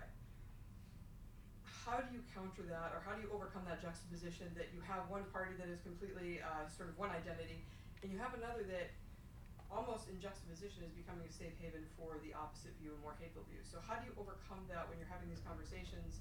Because I think there's people like me that are, I don't identify with either party because I think they're both full of poop most of the time. Okay. So how do you overcome that when you try to break people free from those ideas? Well, first of all, I do not believe that there is a rising trend of. Granted, I'll grant you no rising trend. So let's say. But they say that all the time. Right. So let's say it's stable though. Are those people? It's a stable level of racism and homophobia. I don't think it is stable. I just it's don't. shrinking. Absolutely. Okay, then even if yeah, the homophobia I experience today is it's a whole different world than it was 5 years ago. Granted. But if the perception exists on the opposite, how do you overcome that as you're trying to sort of free people to think openly and independently? Got it. That's a great question. So one of the things that I've done with this campaign too is not only encourage people who are walking away to make their walkaway testimonials, but we have the people who have always been on the right, or at least have been on the right for a long time, and we call them the walk withs, and we encourage people who walk with to also make their testimonials.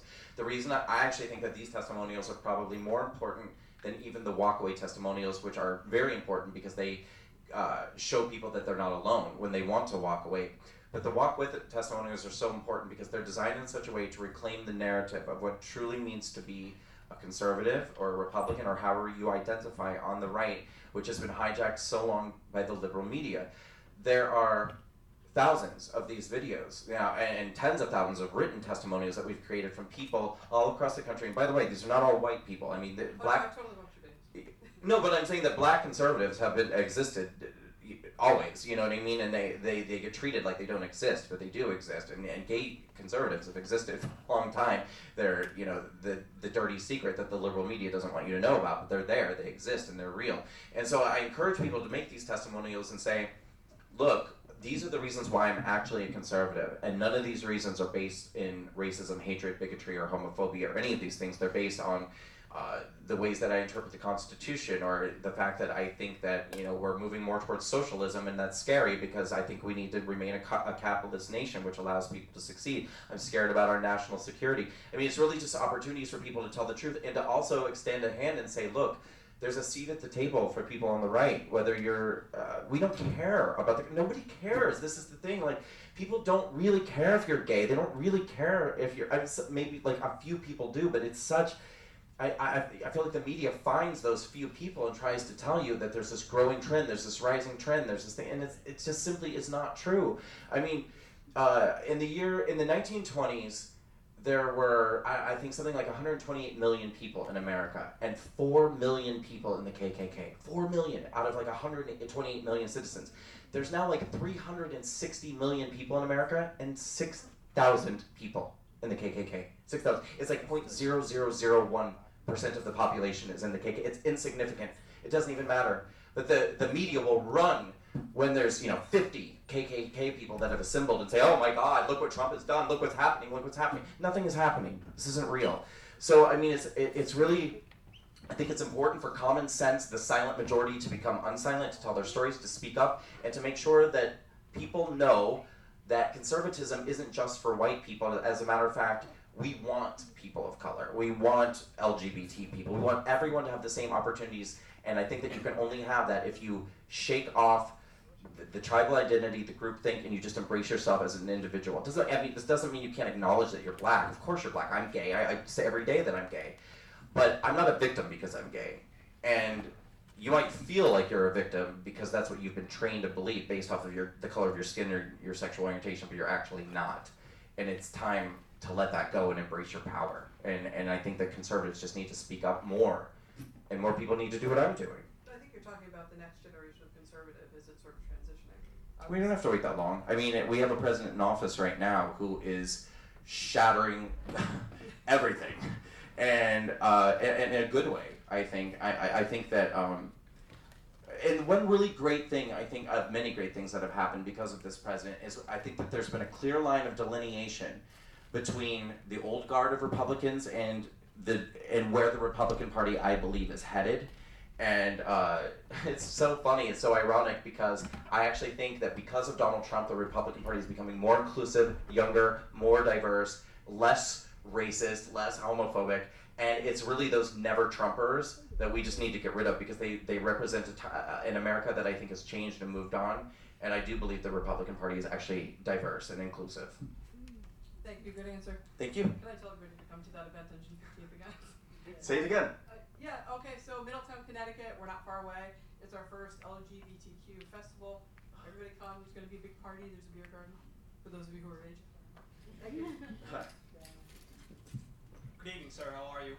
Doing well, how are you? Good, thank you, Thomas. Thank you very much for speaking to us. Sure. Obviously. And my name's Nelson, freshman at the school. I'm a staunch Republican, just so you know. And so my question, I guess, here is twofold. One pertains to your ideological standpoint, and the other one pertains to a more anecdotal standpoint. First of all, my question is, and this is a question I ask myself all the time, and as a conservative yourself, right? Am I correct? Yes, as a conservative, how do you reconcile with a lot of what I regard as the hypocrisies inside the Republican Party, such as what I always perceived as Republican Party is a party which advocates for limited federal power, minimal level of federal intervention on state affairs, and individual rights should triumph state power.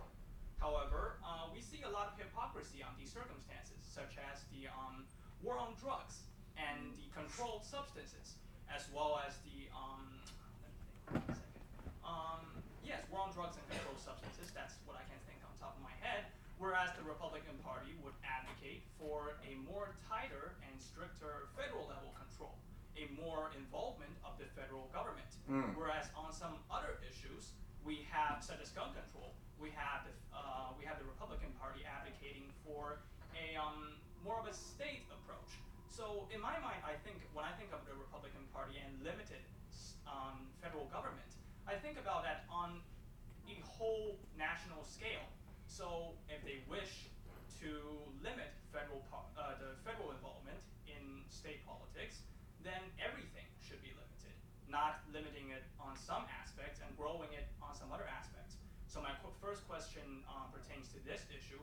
How do you, I guess, reconcile with the hypocrisies, what I call as hypocrisies, in the Republican Party?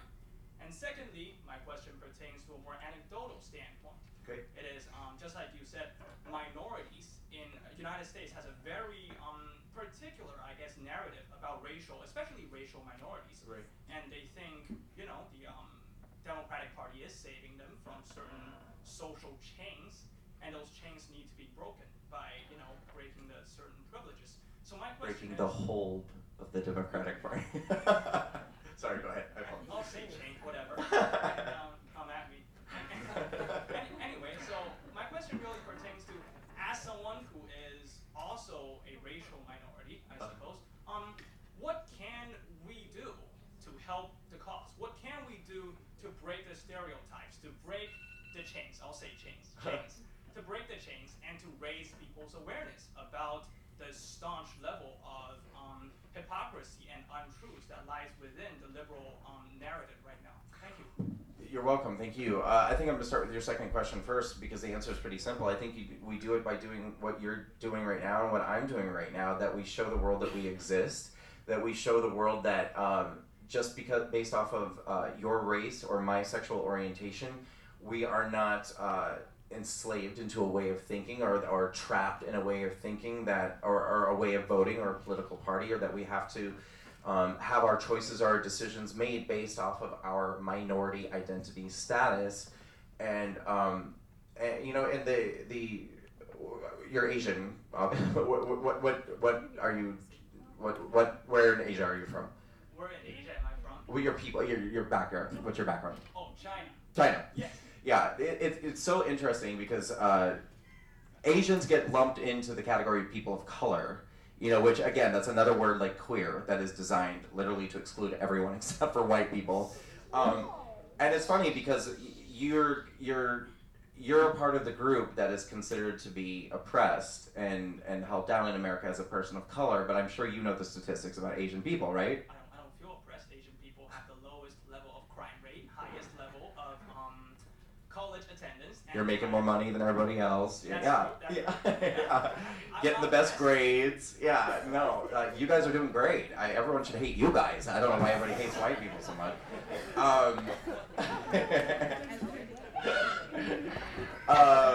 No, but I think that what we do is we just continue to show people that we exist, and you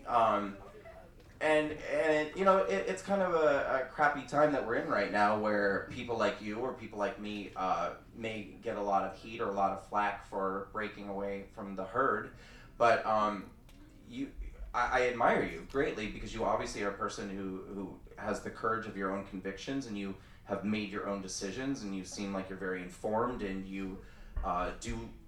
you're an autonomous thinker, and I think that that's really admirable, and that's really cool, and I think the more that people like you speak out, the more that we can show that it's okay to be a minority and to make up your own mind and to do your own thing. And okay, and then in terms of your first question about limited government, that's a great question. You know, as somebody who was literally just a liberal like a year and a half ago or something, there's a lot of things I need to rethink, I think, and a lot of things that I still process, or that I have to kind of debate more to try to understand specifically how I feel about it. I don't think I've ever been presented with the question before, is war on drugs or government interference in a drug problem more government? I mean, that's a really, really interesting question. My instinct, and I don't know if it's still like remnants of, you know, liberal thinking, is that if we live in a society together and dangerous elements and components enter our society, like weaponry or drugs or things like that, would your suggestion be, if you do drugs, you do drugs, if you die, you die, and the government shouldn't get involved? And I mean, I don't mean that callously, but I'm asking. Well, no, but however, from a constitutional standpoint, and considering the federalism, the principle of federalism our country has lived by, criminal law and criminal codes and law enforcement has always been a matter of state concern. You know, states have their individual penal codes, and states enforce criminal laws. So that's why I said I was trying to reconcile with the hypocrisy in the Republican government. On one side, we say limited government and a small federal government, limited interference of state affairs. Right. But on the other hand, we say we need federal funding and power devoted to all these war on crimes, war on drugs, you know, all these things, and to enforce abortion across the nation, no abortion across the nation. You know, rhetoric such as this. You know, I don't know if I made sense or not. No, you make perfect sense. I guess what I'm saying is that I would have to, I think, spend a little bit of time thinking through the proposition that you just gave me, because my instinct tells me, and again, I mean, it may be remnants of liberalism, but my instinct tells me if there are dangers in our society, like drugs that have come in, and I mean, we see it all the time. I mean, the opioid crisis has affected my own family. I have a lot of people in my family who have lost their careers and everything in their lives because of opioid addiction. I myself, I didn't do opiates, but I'm a former cocaine addict and an alcoholic. I've been sober for almost 5 years, so I was able to escape that trap. And I don't know, I mean, I guess to me, I like the idea that we have a government that wants to protect us from these things so that we can thrive as Americans. But yeah, I mean, you've given me something to think about, and I guess I would want some time to think that through. Thank you. Thank you very much. Mm-hmm. Hi again. I'm back. Miss Bud, if you forgot, Black queer woman. Yes. I have a question in terms of, there's a bit, like, so in history class, we learned that, like, white people went, like, out of their ways to go to, like, a different country, steal black people, and then take it to America to work with slaves. So, like, now the dynamic of race relations in America has shifted, because slavery is not a thing anymore, but there's a reminiscence of it, very much so, in society. But are, like, white conservatives now the victims of, like, how slavery ended, and now white conservatives are being targeted, as you said, like you were targeted on social media. Yeah. And, like, are they now the victims of such race relations in America? Well, I mean, victim is not really, that's not really, I guess, language that I... Yeah, what would you call it? Well, I mean, it would depend on, is your question specifically about race? Or is it, because I do think that conservatives are targeted now for violence and intimidation and I'm not comparing it to slavery. I mean, that's not what I'm saying. And in fact, there was a conservative recently, a very prominent conservative, who said being gay today is just like being gay in the 80s. And I was like, no, it's not. It really isn't. I think we have a lot of problems right now. But anyway, I want to be very clear about what your question is. You're talking about race? So, like, do people of color misconstrue the actual facts they're actually victims in society, as opposed to white conservatives who also face some backlash for their views? Do black people misconstrue? So are black people victims, or are they just making it up? Well, I don't think that you're a victim just because you're black. I'm not talking about me, I'm talking about black people. No, I wasn't either. Yeah, no, I know. I don't think that anybody's a victim just because of the color of their skin. And I think that if we look at the certain maybe conditions of certain communities and where they are, I mean, I think it's certainly true that, you know, economically and in terms of crime and things like that, the black community is struggling. I think more than other racial groups are struggling in some of those areas. But I think it could be strongly argued that Democratic Party policies are largely responsible for a lot of those reasons, and that I don't think that they are the saviors of this racial group. I think that they are actually, they've done a lot of destruction to this racial group. Are you a victim? Are they making it up? No, I mean, I guess my point is that if you're a single mother on welfare who's black, living in Harlem, and you have 2 or 3 kids that and you're living on, you know, in a low-income housing on government assistance, you probably feel like you're a victim. You probably feel like you got a really raw deal in a country that seems to favor people of other races. But there's a woman named Angela King, and she's Martin Luther King Jr.'s godniece, and she's actually joined me on this walkway mission. She was in my Harlem Town Hall panel, and she's going to be in my next panel too in Los Angeles. And she has, I think, the most amazing story. And she said something, this Harlem Town Hall panel was only a month ago, and she said something that just resonated with me, and it hasn't left me alone. She said she was one of these people. She got pregnant as a teenager. She was on government assistance. She committed a crime. She went to prison.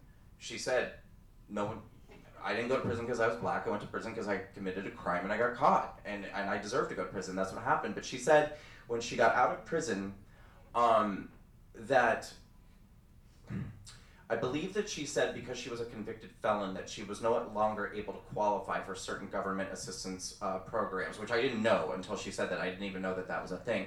But she said at the time she felt really cheated, and she was just like, you know, that's all I was used to. I was used to collecting, you know, my welfare check, and I was used to living on the government assistance, and that was my lifestyle. And she said when I got out of prison and I was no longer able to have to receive that assistance as I was before, she's like, I felt devastated and I felt cheated and I didn't know what to do. But she said, you know what ended up happening? It forced me to step into my greatness. Because she said, I had no choice. I wasn't able to receive that sort of dependence anymore, or I wasn't able to be dependent like that anymore. And now she's a successful businesswoman. I mean, she actually had to go out, she had to get to work, and she had to change her life. She was forced to change her life. And now she has this life that's beyond her wildest dreams, and she's like, you know, none of this would have happened to me if I had stayed in that victim state of mind and dependent on government assistance, because this is what the Democrats want me to be.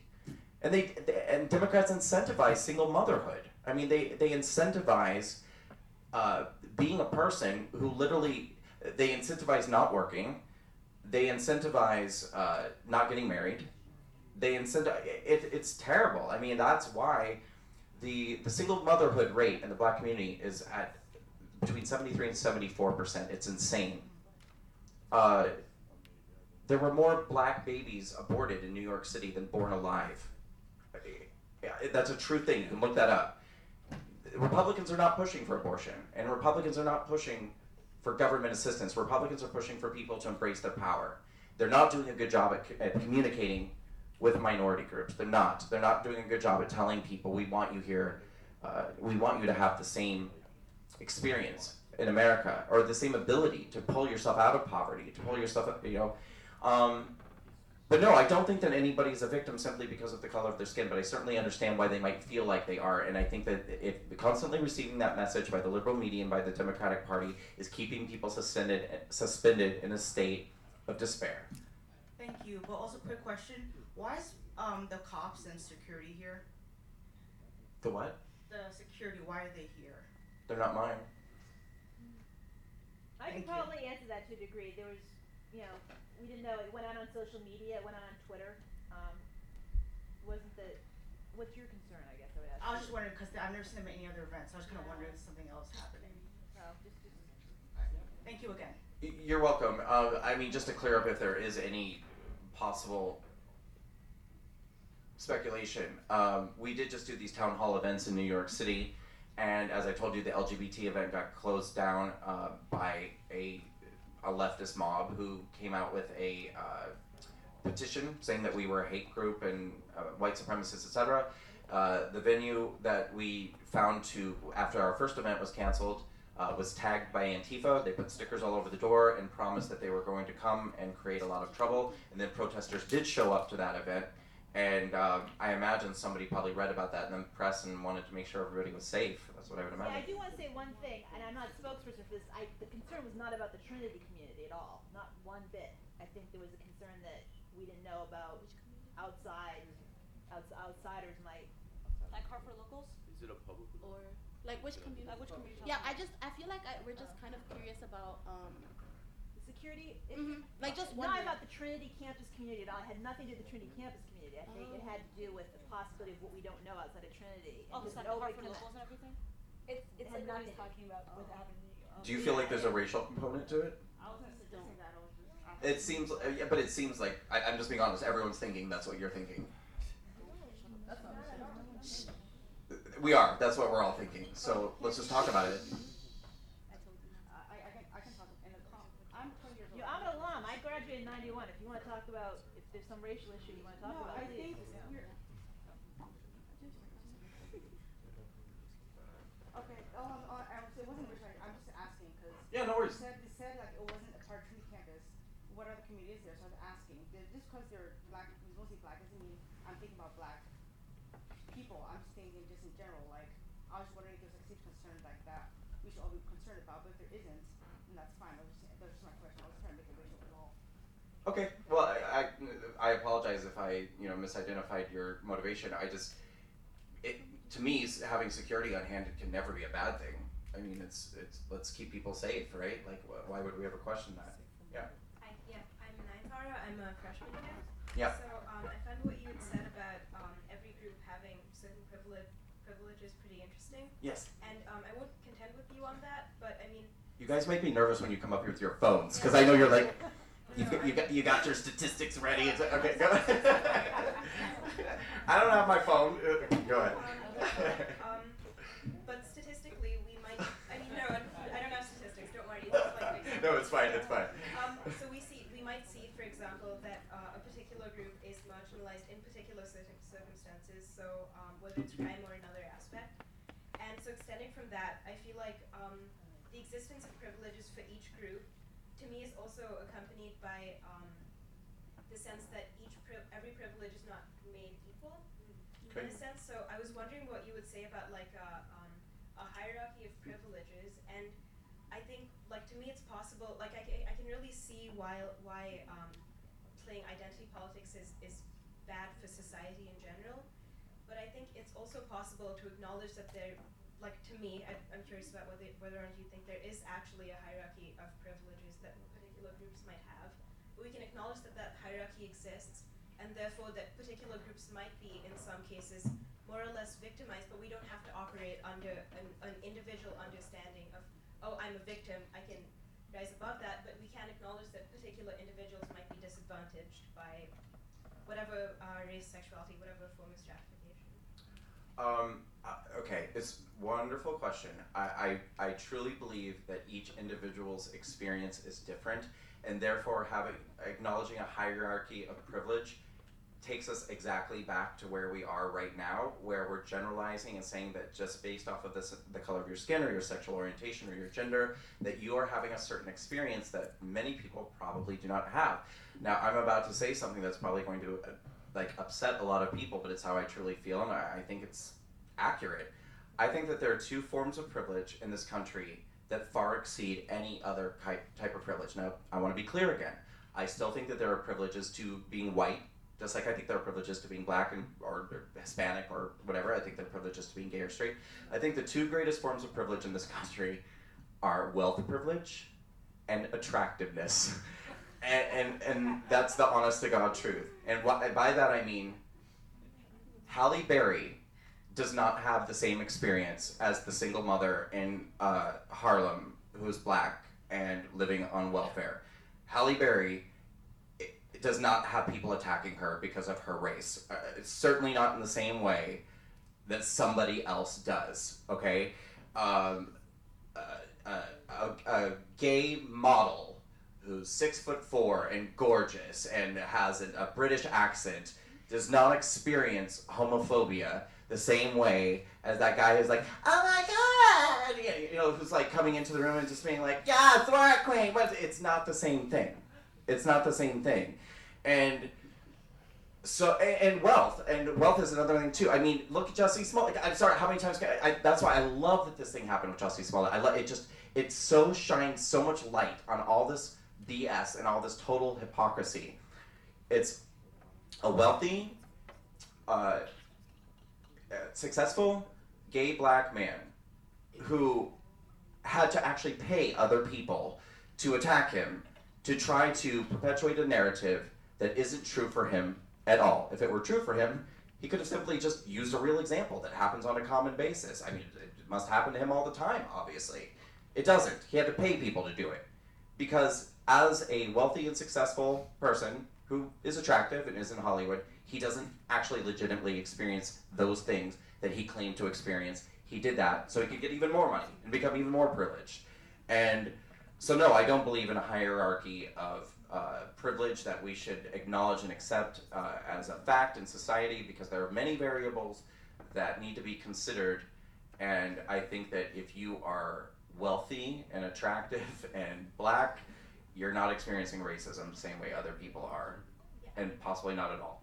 Yeah, so essentially it's kind of like an individualistic understanding of the world, right? Like you understand people as individuals, not as identities. Yeah, I mean, when I go through life and I look at what's happening in the world, I see the way that if you present yourself as a human being, no matter what color your skin is, as kind, as helpful, as educated, as well-dressed, as somebody who wants to be a part of the collective whole of let's do something positive together as a society, I don't see people like that getting rejected. The people I see getting rejected are the people who present themselves with a nasty attitude, who present themselves as selfish and,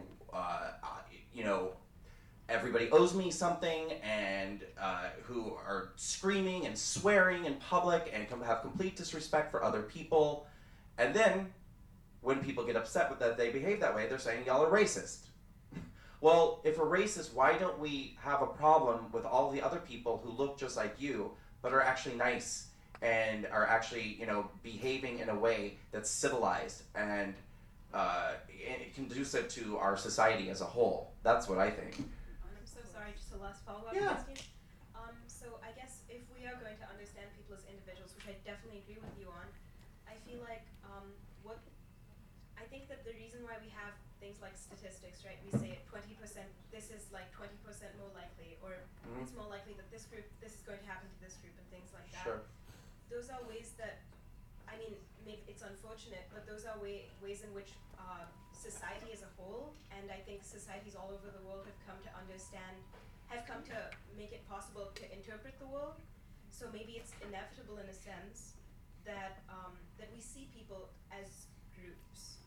because I mean statistics aren't going to betray like an individual's experience, right? Right. But they betray what a group may experience as a whole. So it may be unfortunate that we use statistics to say, okay, this group is 20% more likely to experience this. So when I see someone of that group, maybe I say, okay, it's more likely that that happened, and maybe I make that assumption. But I was wondering if then I might be entirely wrong if you think that's just inevitable from that standpoint. First of all, I want to say I like you very much. I mean, you just like you really come across to me as somebody who's truly inquisitive and wants to understand. You come across as incredibly big-hearted, which I think is very admirable. I don't have a lot of love for statistics anymore these days. I mean, unless there are things that can really tangibly be proven, because a lot of the statistics that we hear thrown around these days are, hate crimes have increased by 19%, and we see the way that statistics are skewed to create a narrative. I always say that,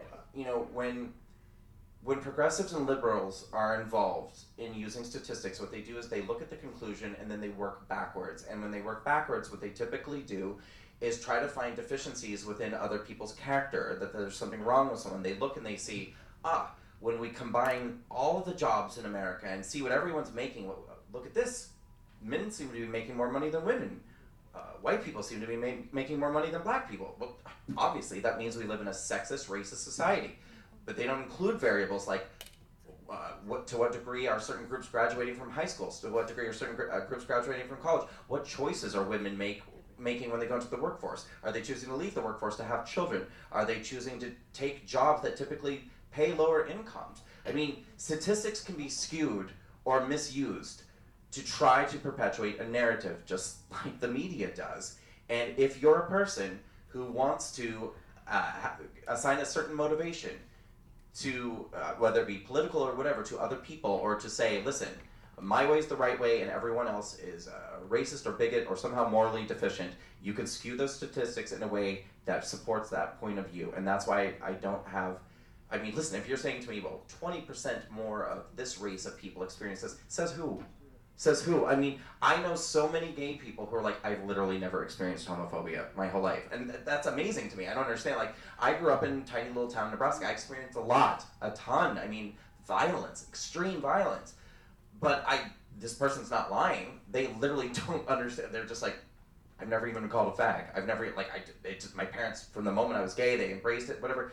We don't know. I mean, you don't know. And I think another danger of it is that you're telling people like that who haven't experienced those things that they should feel like they have, or that any negative thing that happens in your life is probably because of that. And then that becomes a way of viewing the world for a lot of people that just isn't true. I mean, it simply isn't true. I mean, I've literally witnessed with my own eyes before, being in a restaurant or being in a Starbucks, when a white person walked in and used the bathroom and the person's like, are you making a purchase? And they said, no. And they're like, then you can't use the bathroom. Okay. And then 2 seconds later, a black person comes in and gets told no, and they're like, you guys are racist. No, that's the policy for everybody. You just think that because you've been conditioned to believe that every bad thing that happens to you happens because of the color of your skin. And I think we need to get away from that. Thank you. You're welcome. Got me all heated up. This is a little low. My name is Jederica, freshman, autonomous thinker. I'm really thankful for you to actually come. I'm very excited. And thank you for the Trinity College Republicans for bringing you. Thank you. I really want to really talk about, something's funny obviously, but I really want to talk about how affirmative action, I find that very interesting in the way you talked about it. Because, well, in terms of the data and the actual studies that are found, in terms of talking about it, admissions officers don't accept people of color, or let's just, in terms of just, let's use one race, black people. They don't accept black people just on the basis of them being black. It's almost when that rhetoric is used, that kind of shapes the kind of thinking for people here, especially when students inflict that same type of ideology to other black students. Yeah. So let me make a fictitious example. Let's say we have a club on campus, and they decide. I'm sorry, have a what? A club on campus. Oh, okay. And they have little TED Talk things, and after a little panel, one of the people on the panel is told, oh, the only reason you go here is because of affirmative action. Told to a person of color, right? Right. that sentiment for someone that earned their way here, probably has the grades, has the capabilities, has all the talent to be at an institution like Trinity, why would that take away from that person's ability when that person's telling them, oh, the only reason you are here is because of your race? That kind of denotes the whole process of them actually applying to college. And I feel like that's a sentiment held in this fictitious world, totally not at Trinity, not at all. And you know, I'm not someone that really affiliates with any party. I kind of agree that the Democratic Party does co-opt gay rights and black rights and all these rights to promote this agenda that they're the most, like, they're the best human beings ever. Right. I totally see how that makes sense. For me, it's really hard because being a sociology major, the last speaker was talking about like individualism and micro and macro. And, you know, a lot of your examples, and I mean, maybe that's just because that's what comes to the top of your head because, you know, that's the things you experience, but it just seems very individual one-on-one interactions.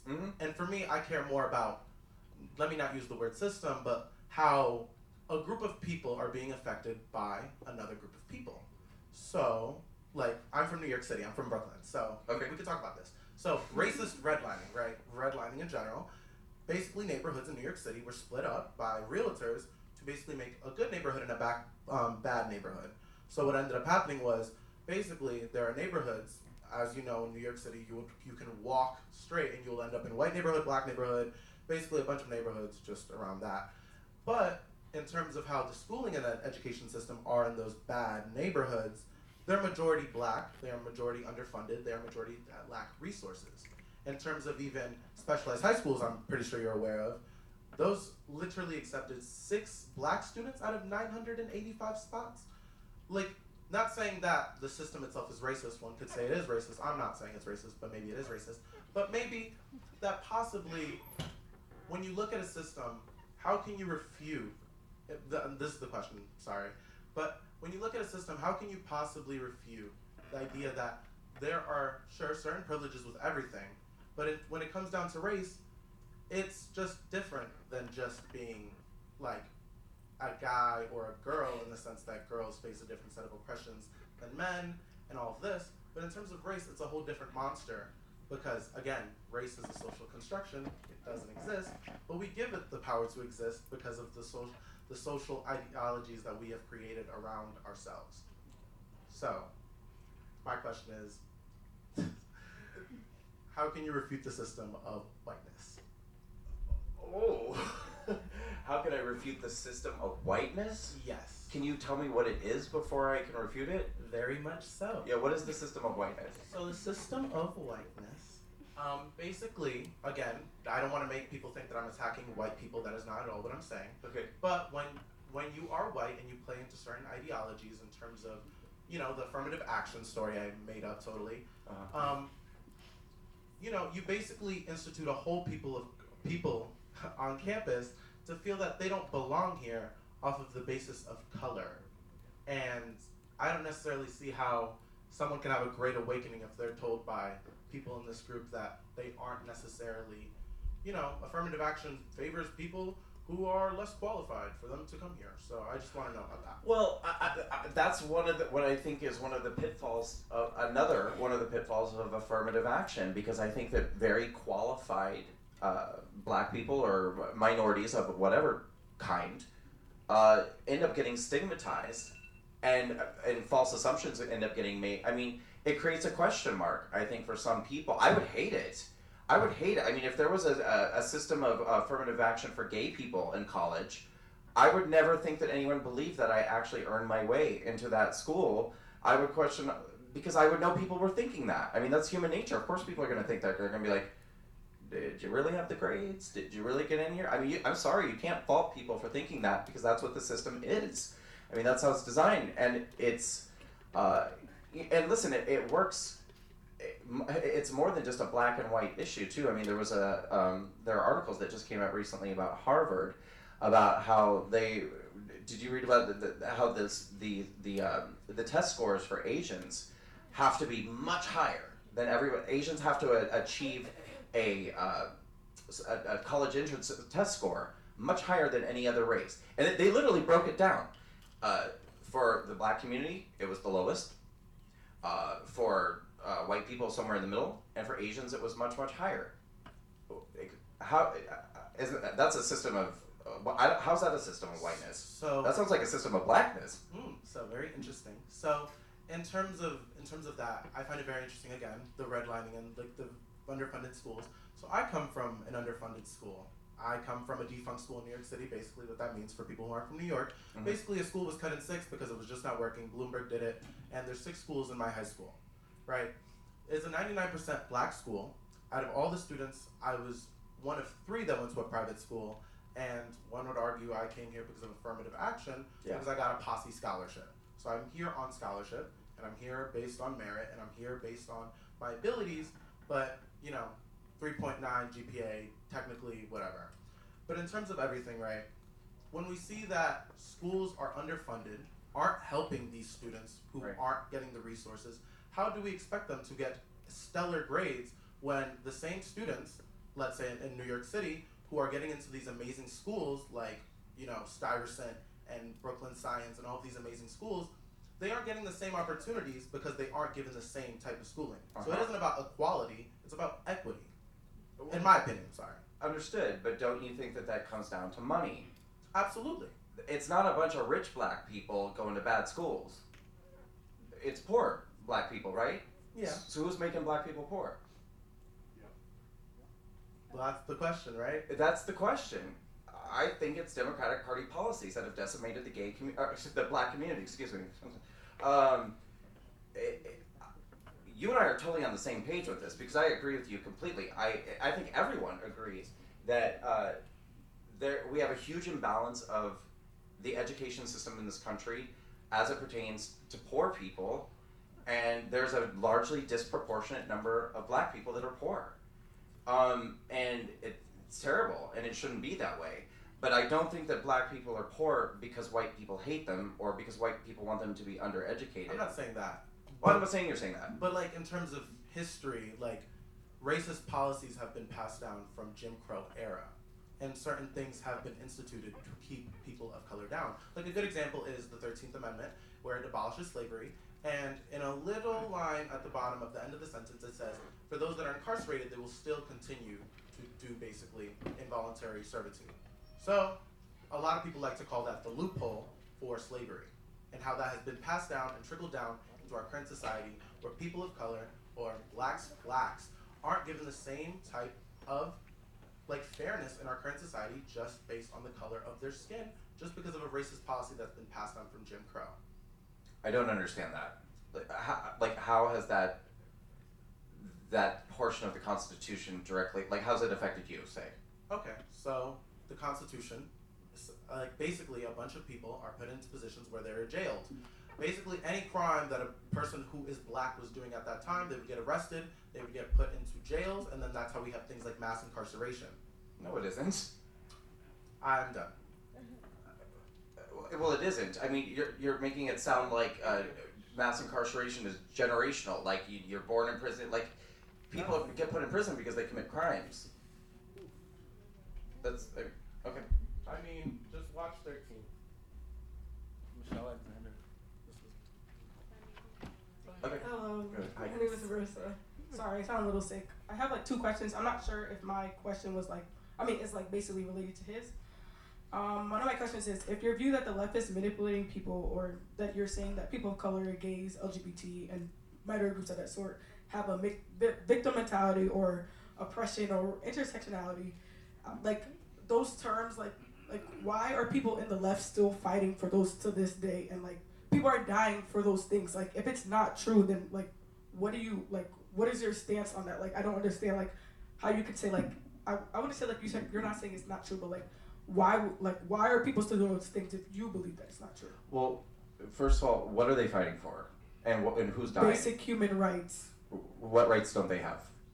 Like what rights don't you have, for instance, that I have?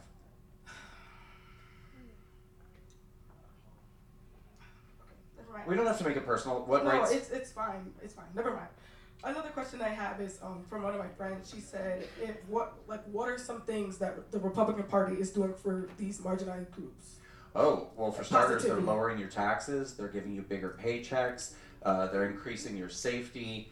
They're securing your country's borders to make sure that you don't have people coming into your neighborhoods and into your country who may be smuggling drugs or maybe escaping a past of killing and raping women.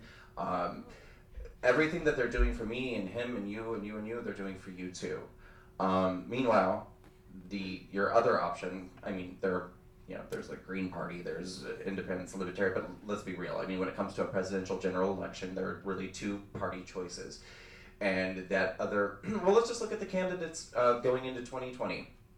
Kamala Harris just recently introduced an anti-lynching bill into Congress. The last time a person was lynched in this country was in 1981, which I'm sort of shocked that even happened that late. But I mean, these policies and initiatives are designed to make you believe that this is a real, true, legitimate threat and a problem that's happening in this country. These people want you to believe that your racial status, I just asked you a second ago, what rights don't you have? And you didn't have an answer, but they want you to believe that you don't. They want you to believe that you're lacking rights. They want you to believe that you're lacking control over your own life. They want you to believe that you're lacking any ability to change the course of your life based off of your gender, your sexual, or the color of your skin. I don't know your sexual orientation. But the Republican Party does not do that.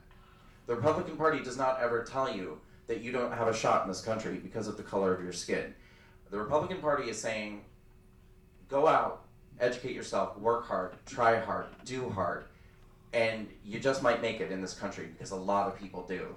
And I mean, we have example after example after example of people who have come from situations much worse than mine or yours or other people here and have pulled themselves up despite the color of their skin or their gender or sexual orientation and made something terrific out of their lives under the system that we have in America.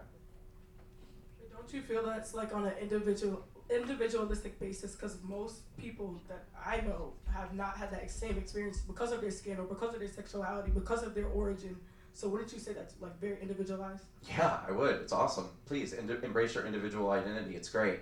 Stop sitting around with groups of people who tell you you're a victim because of the color of your skin. Walk away from the groupthink. Walk away from the tribal mentality. Walk away from all of your friends who keep telling you they're all out to get us, that we can't succeed, we don't have a chance. Walk away from all of it. Yeah, be an individual. It's awesome. You'll do really great in life.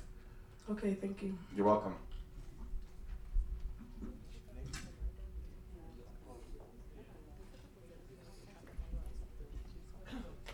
Well, that concludes our Q&A. Thank you guys so much for coming. We really appreciate everyone that came, and we really appreciate Brendan for coming. This is great. Thank you. Really eye-opening, and I think a lot of people learned a lot tonight. We hope to continue this dialogue as a political organization on campus. We really hope to kind of bridge divides, kind of work together, really get out of a lot of the groupthink mentalities that exist on campus, and really just get to know each other more and really have that open dialogue. And I really thank Brendan for coming here. Thank you. Because I really think you started this conversation that we've wanted to have for a long time. Thank you. Thank you. Thank you. I would really like to encourage everybody here to, in a moment when they're feeling like they want to, open their mind a little bit and maybe, thank you, and just ingest a little bit of information that maybe you typically wouldn't normally ingest. Please go to YouTube and just type in #walkaway, or go specifically to our channel, Walkaway Campaign. Testimonial after testimonial after testimonial of people telling their stories, and just listen to why these people are walking away. But what I really, really want people to do is go on YouTube and for free, type in The Great Awakening, Breaking the Chains of the Democratic Party. It's only 35 minutes long. It is a walkaway documentary using the walkaway testimonials of 20 Black Americans who are telling their stories about how they feel that the Democratic Party has destroyed this community, that they have been lied to by the liberal media, they've been lied to by the Democratic Party, and they are walking away. And I just want you to hear from their own minds and their own mouths what they have to say. And I really encourage everyone to please watch that.